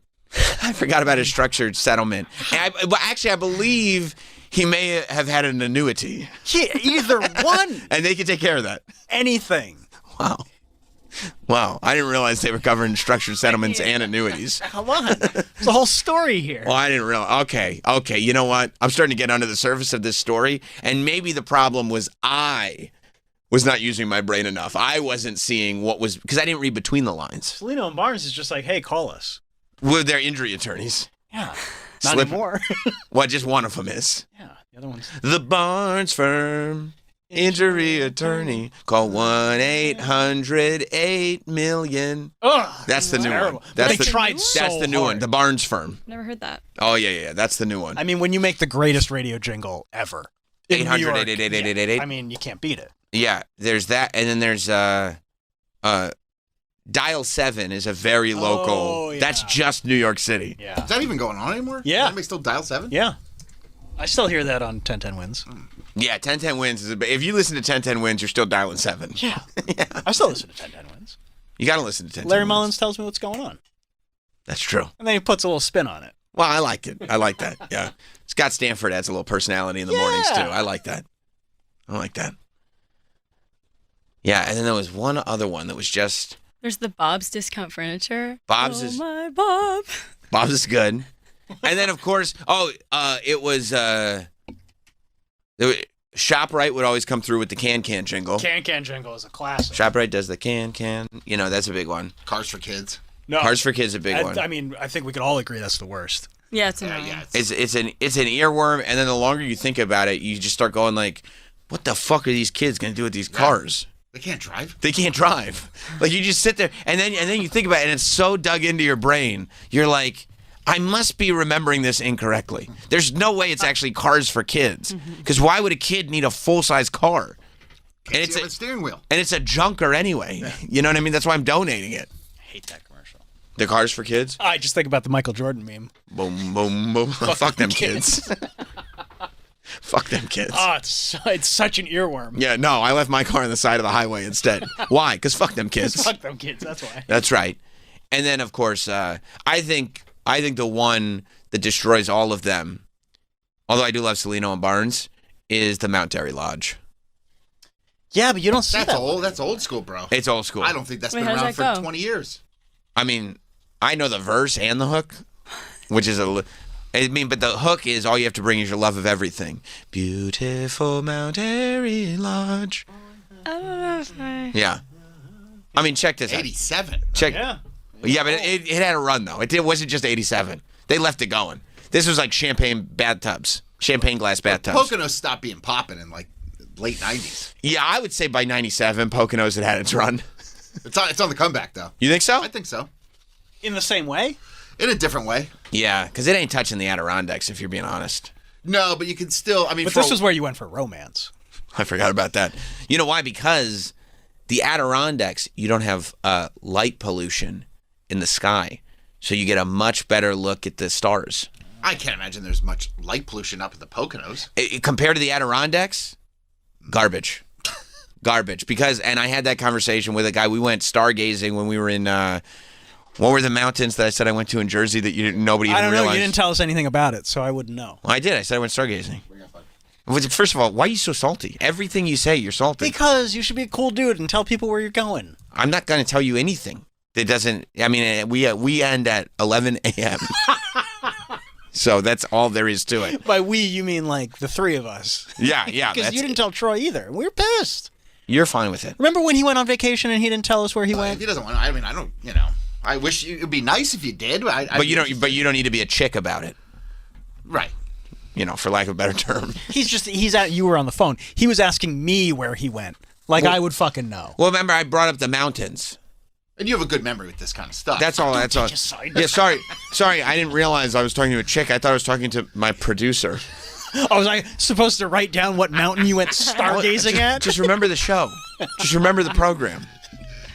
I do. It's possessive. You should know it. Remember the program and stop trying to push your own agendas. What's my agenda? Wanting to be informed of vacations and the Christmas thing from yesterday was your own agenda. That was 2 days ago. Whatever it was. I stand by that. You think Travis pushes his own agenda sometimes? Yeah. Okay. Me too. Me too. And it's not great for a He was producer. so fired up about Christmas the other day. I couldn't believe it. I was Right. like, what the hell is this guy's problem? I know. And then yesterday was, what agenda he was pushing? Huh. That stupid purple dragon. Figment? Everybody Figment. loved that. Figment. It's his agenda. I know. I got so many messages. Can you imagine having a producer that constantly pushes his own agenda? That's what I deal with. I know, bro. I'm sorry. Oh. Look, you're wearing purple today. Coincidence? I don't think so. Well, you're wrong. It is exactly that. Okay. If you say so. We only talked about one purple dragon yesterday. I don't know of many others. Barney was a dinosaur, not a dragon. Denver wasn't purple, right? No. He was our friend. And? And a whole lot more. But after him, that was it. No more dinosaurs. He was the last one. Well, the dinosaur family. Oh, that's the great dinosaurs. None of them were purple either. Although Baby was a pink hue. Yeah. That's about as close to purple as we get. Yeah. And the thing about the Baby is he was the baby, so you had to love him. You know what I mean? No matter the behavior. You just found, well, normally I'd be really upset because he would just hit me for not being the mama. Isn't it wild what a run that show had? I'd had a run, dude. Dinosaurs? Because it was like, imagine... Everybody watched it. Imagine the Honeymooners, but Jim Henson dinosaurs. Yeah, you couldn't get away from it. It had an action figure line. It had everything. Like, if you didn't watch Dinosaurs, you wasn't shit. The son had You a watched mohawk. that? You had to. Oh my Didn't God, get dinosaurs. nightmares? You had to watch Dinosaurs. It was the tale of an American family, a working class American family dealing with the struggles that we all deal with. But they were dinosaurs. Those are terrifying. Oh, he works at a construction Their yard. eyes. That baby, see that baby dinosaur right there? Yeah. Cultural phenomenon. Oh, God. I'm the baby, gotta love me. Cultural phenomenon. I mean, talking baby dinosaur was like Tickle Me Elmo for 1 year. Wow. It kind of looks like the baby Grinch, A little like the baby Grinch. I see it. right? I see it. Not the mama. He would hit you. He would hit the dad with the frying pan and say, "Not the mama." Then people went like this. We can't get enough. I got to see that again. Oh, wow. Ooh. See, cool teenage dude dinosaur, sassy teenage daughter dinosaur, wholesome mother, working class dad coming home with his lunch pail. It was the best. This was Baby Dinosaur had his own breakout single, because this is what you did back then. If you had a popular show with fictional characters that like weren't actual people, you got into the recording industry. So like The Simpsons had a whole album, Do the Bartman. It was a single. It was a legit, like you'd hear it on the radio, right? I'm surprised Balky never got a song from Perfect Strangers. He should have. He should have. Do the Urkel was a song. That's right. Right? Do the Urkel was a song. Ninja Turtles had a whole album. They went on tour. That's right. I mean, Vanilla Ice got a second single out of the Ninja Turtles. That Go was- Ninja, yeah, Go the Ninja, movie? Go. Yeah. And this was I forgot about this. This was Baby Dinosaur's song. This is MTV. Oh, right. It's dinosaur television. Because dinosaurs like dinosaurs, like we First like up, music. New music by Roadkill. I like DTV. This is from their smashing new debut album, Guts on the Grill. This is the single, Don't See, it's Adhere, storytelling in a the big music video. dead idea. Baby doesn't like it.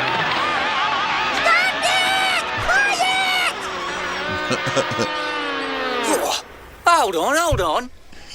What's with you? Don't want to hear that. Want something good. Well, I hardly Irresistible. think you're in a position to do any... Ow! Oh. All right.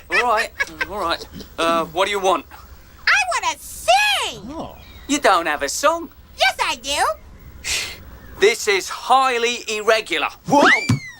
All right.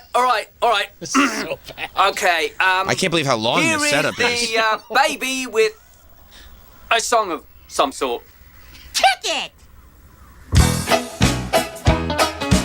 Hell yeah, dude. I'm the baby, gotta love me. Big purple eyes, I'm very cuddly. Especially when I hit my daddy with a frying pan. He's just describing what he does on the show. I'm the baby, gotta love me. First I want you, then you shove me. Hey. Fly across the room, I like it. I'm good. Mama says it's too much sugar. This is just thematically what happened on the show. A, B, C,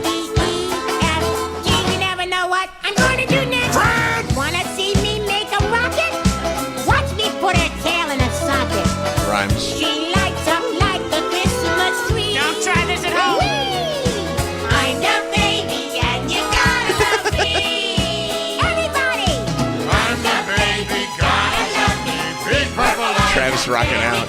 How do you not? How are you sitting so still? Remember the rap breakdown?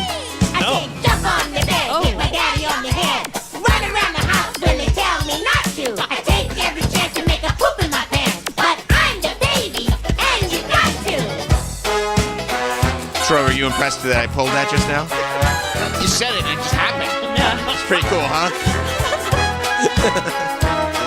I got a lot stored up here. Yeah, so like, you can fade it out. This is you got it. You got the gist. But like, you have to understand.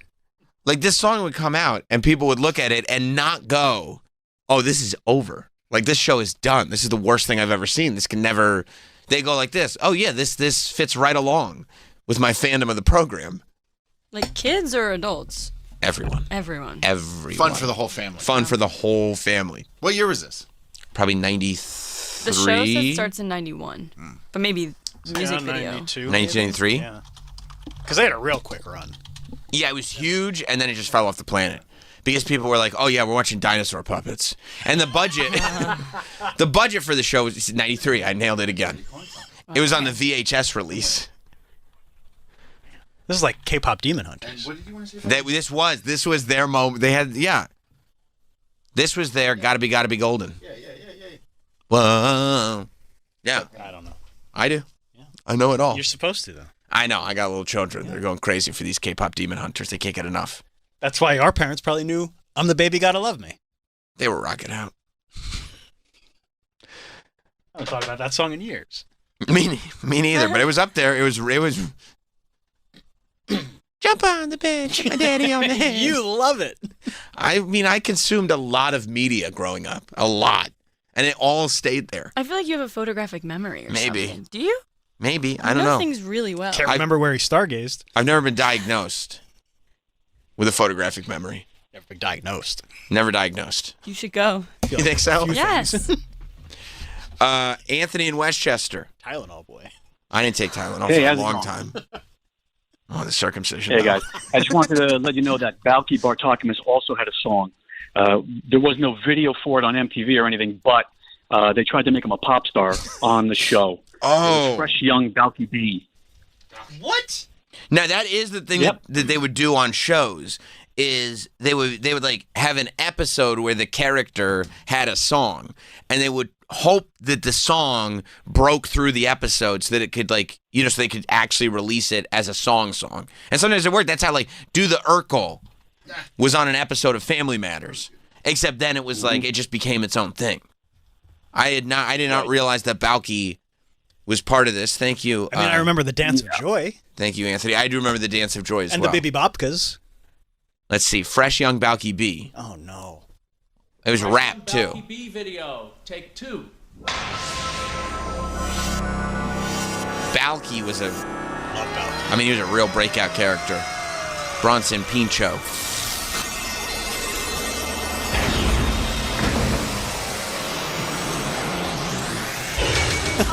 Oh my God. Poor Bronson. He's like, no, it's the character. This really did, like, define him for such a long time. A long time. That he was a serious actor. I know. He did a lot of stuff. He's great in True Romance. Yes. See, this is one of those, like, we're kidding. Unless you like it. This is a goof. Would you buy it on cassette? It's very Milli Vanilli. Very Milli Vanilli. I was tended to my flock of sheep. My mind was bent and couldn't get no sleep. I was dreaming of a world. He's really struggling to keep the accent through the song. Oh. So I packed up and I said goodbye to my mama. And I crossed the sky to a new land. It's the story of the show. It's the show. Now he's going to talk about Cousin Larry. I met my cousin Larry. This is rough. Great choreography. Yeah. Very good choreography. Ooh, sexy women. Hot chicks. I wonder if they got Eddie Van Halen to come in like Michael Jackson did. Can you shred a little bit? Just don't credit me. Cause my dreams are fulfilling and I'm chilling. New ground beside me and I'm willing That's why I'm telling y'all not to stop. They're pretending this is fake, but this is not fake. They really wanted a hit out of this. Because Balky is the American dream. Cause if you're looking to do the same, don't go cooking up a brand new game. Just reach for what you got inside. Cause you're your own ticket to ride. Oof. I wonder what he thinks about this. Can we get Bronson Pinchot in studio? Would you like to talk about this? Oh my God, this is all I would want to talk about now. Young Balky B. Come on, slide girls. Get busy.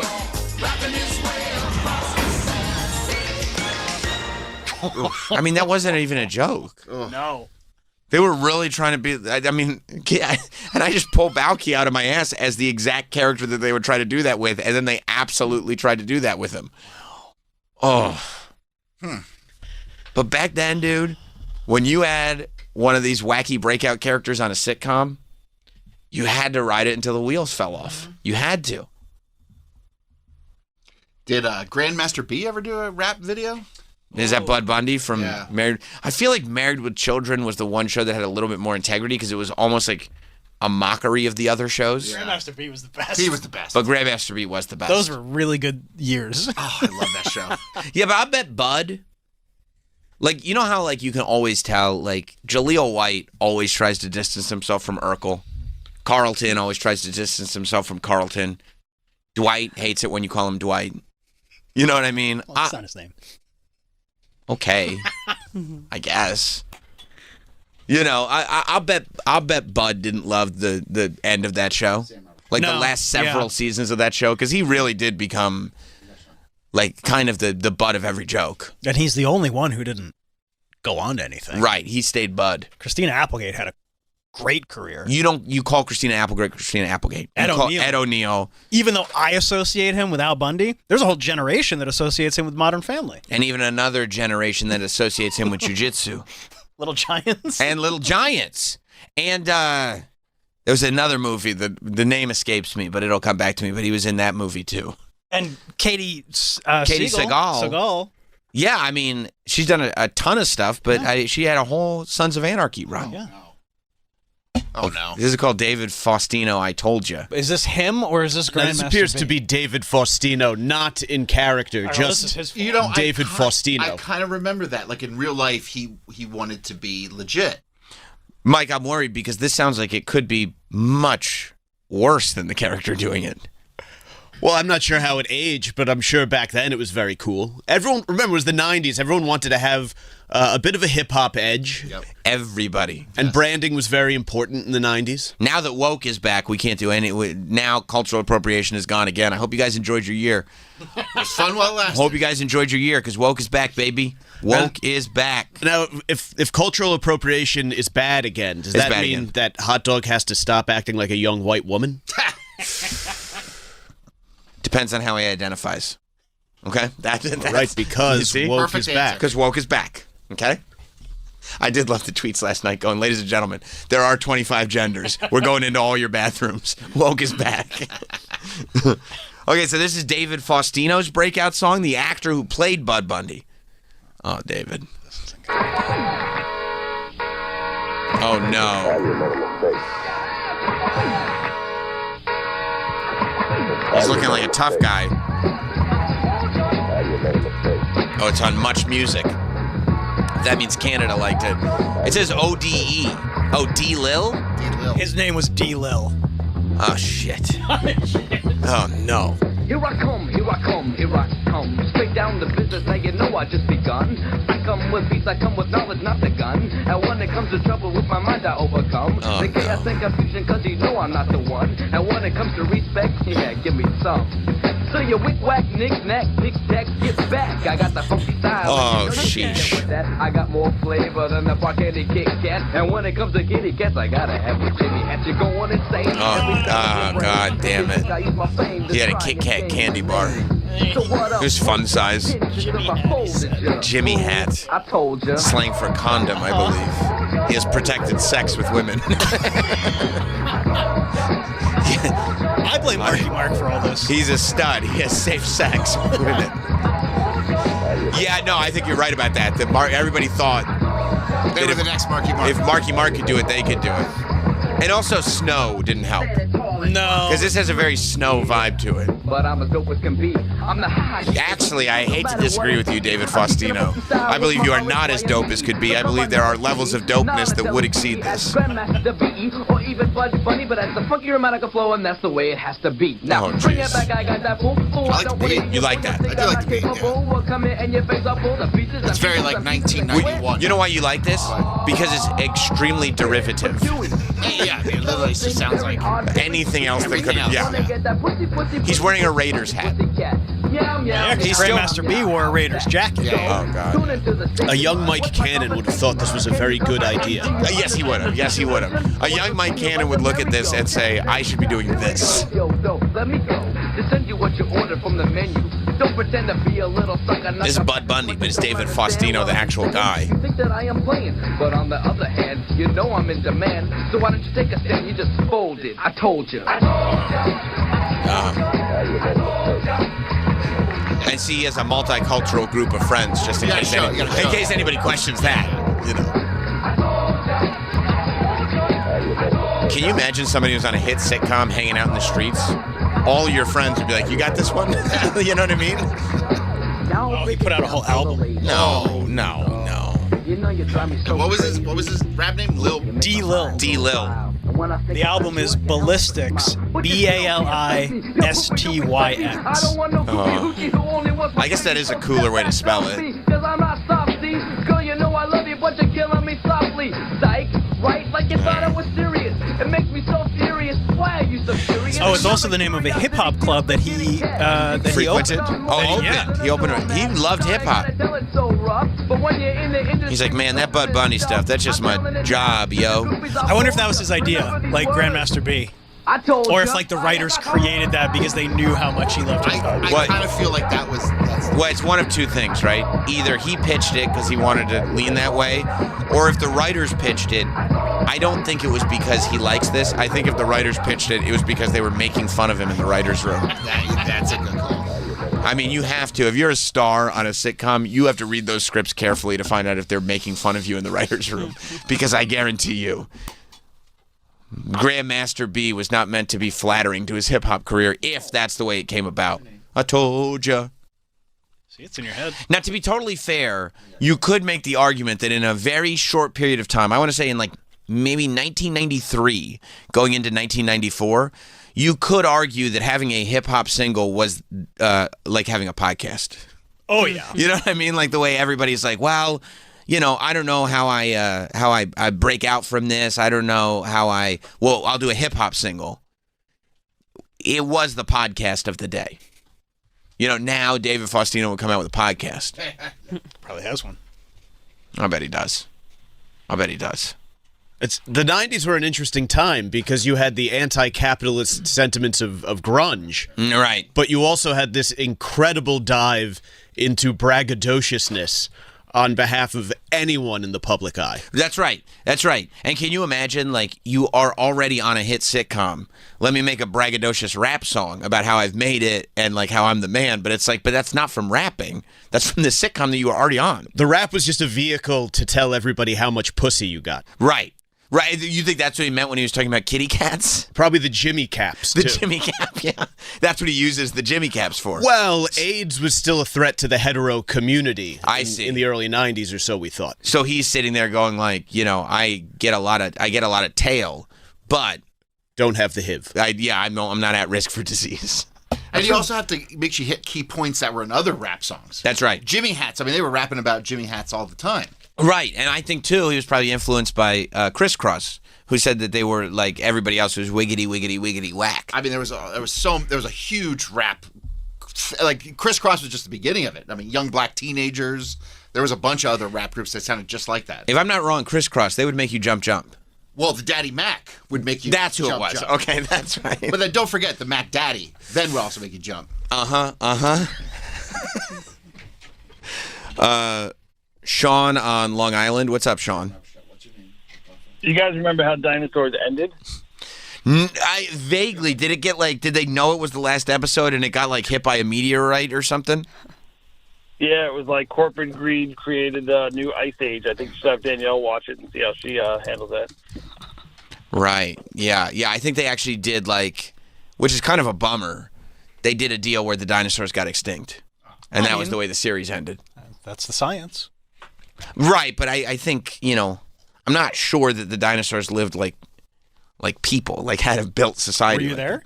I wasn't there, but I asked Neil deGrasse Tyson about it, remember? And he said we'd have some evidence of that. Is there a more than zero chance? He would say 0. Okay.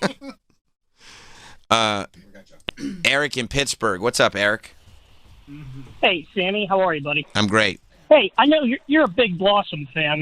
Didn't Joey Lawrence have a pretty big song, and he performed it on the show as well? I can't remember what it was called, but I thought he had a little short-lived I believe his song was called Don't Know About the Future. That's anybody's guess. By Joey Lawrence. That was it. Oh, no, Eric, you're right. Joey Lawrence became such a heartthrob and a hit after playing Joey Russo, Blossom's brother, that he was able to venture out into the world of recording. I mean, the Lawrence brothers. Nothing my love can't fix? That sounds right. That sounds accurate. The Lawrence brothers, I mean... Who's his brother? Are you kidding me? His 2 brothers. He's got 2 brothers. Joey Lawrence. Matthew Lawrence, who had he had a huge run. He was the kid in Miss Doubtfire, but then Boy Meets World, he was the roommate. He was Eric's roommate. And then the little Lawrence also became a big TV star. He was in some Disney Channel stuff. That's right. Little Lawrence, I believe. Yeah, obviously, that other kid. Yeah, the Lawrence brothers. And now the 3 of them have a podcast together. Of course they do. It's a great podcast. Andrew Lawrence? Andrew Lawrence. Right, Matthew Lawrence, yes. Obviously, I know who he is. Yeah, Matthew Lawrence. Andrew Lawrence was big, too. Andrew Lawrence. And Joey Lawrence started losing his hair. He was one of the early people that tattooed hair on his head. Brotherly love. He 100% did it. If you look at him, in a certain era, he's got the perfect hair stubble that, to me, I believe is clearly tattooed on. Joey? Oh, yeah. That's a bummer for Joey. Huge bummer, because he had perfect hair. That was his whole deal. His hair and his jacket. Whoa. All right. Andrew Lawrence was nowhere near as popular as the other 2. No. But, I mean, they set such a high standard. The Lawrences. The Lawrence I. Is what you would say. But yeah, but still, Andrew Lawrence was still successful. I guess. Andrew Lawrence was successful by any standard other than a Lawrence standard. And unfortunately, he is measured on the Lawrence scale of success, which is tough for Andrew, but... Like the Manning brothers. That's exactly right. Let's give a little listen to Joey Lawrence's Nothing My Love Can't Fix. In making an outwardly misogynistic rap song. We'll throw some violence in there. And we'll do a violently misogynistic rap song. And we'll sample Blondie. And we'll sample Blondie, the creator of hip-hop. And Joe Pesci said, actually, that does fit my brand perfectly. That sounds great.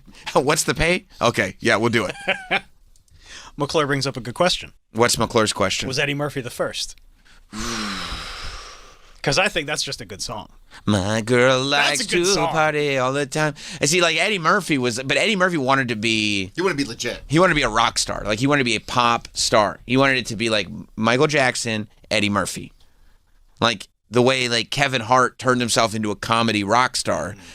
Eddie Murphy he wanted to just be a pop star. And here's just a pop song that I've written. I'm coming out with an album. I think... it's not funny. It's not no irony. Right. I'm not going to put in lines of and you can find me at McDowell's.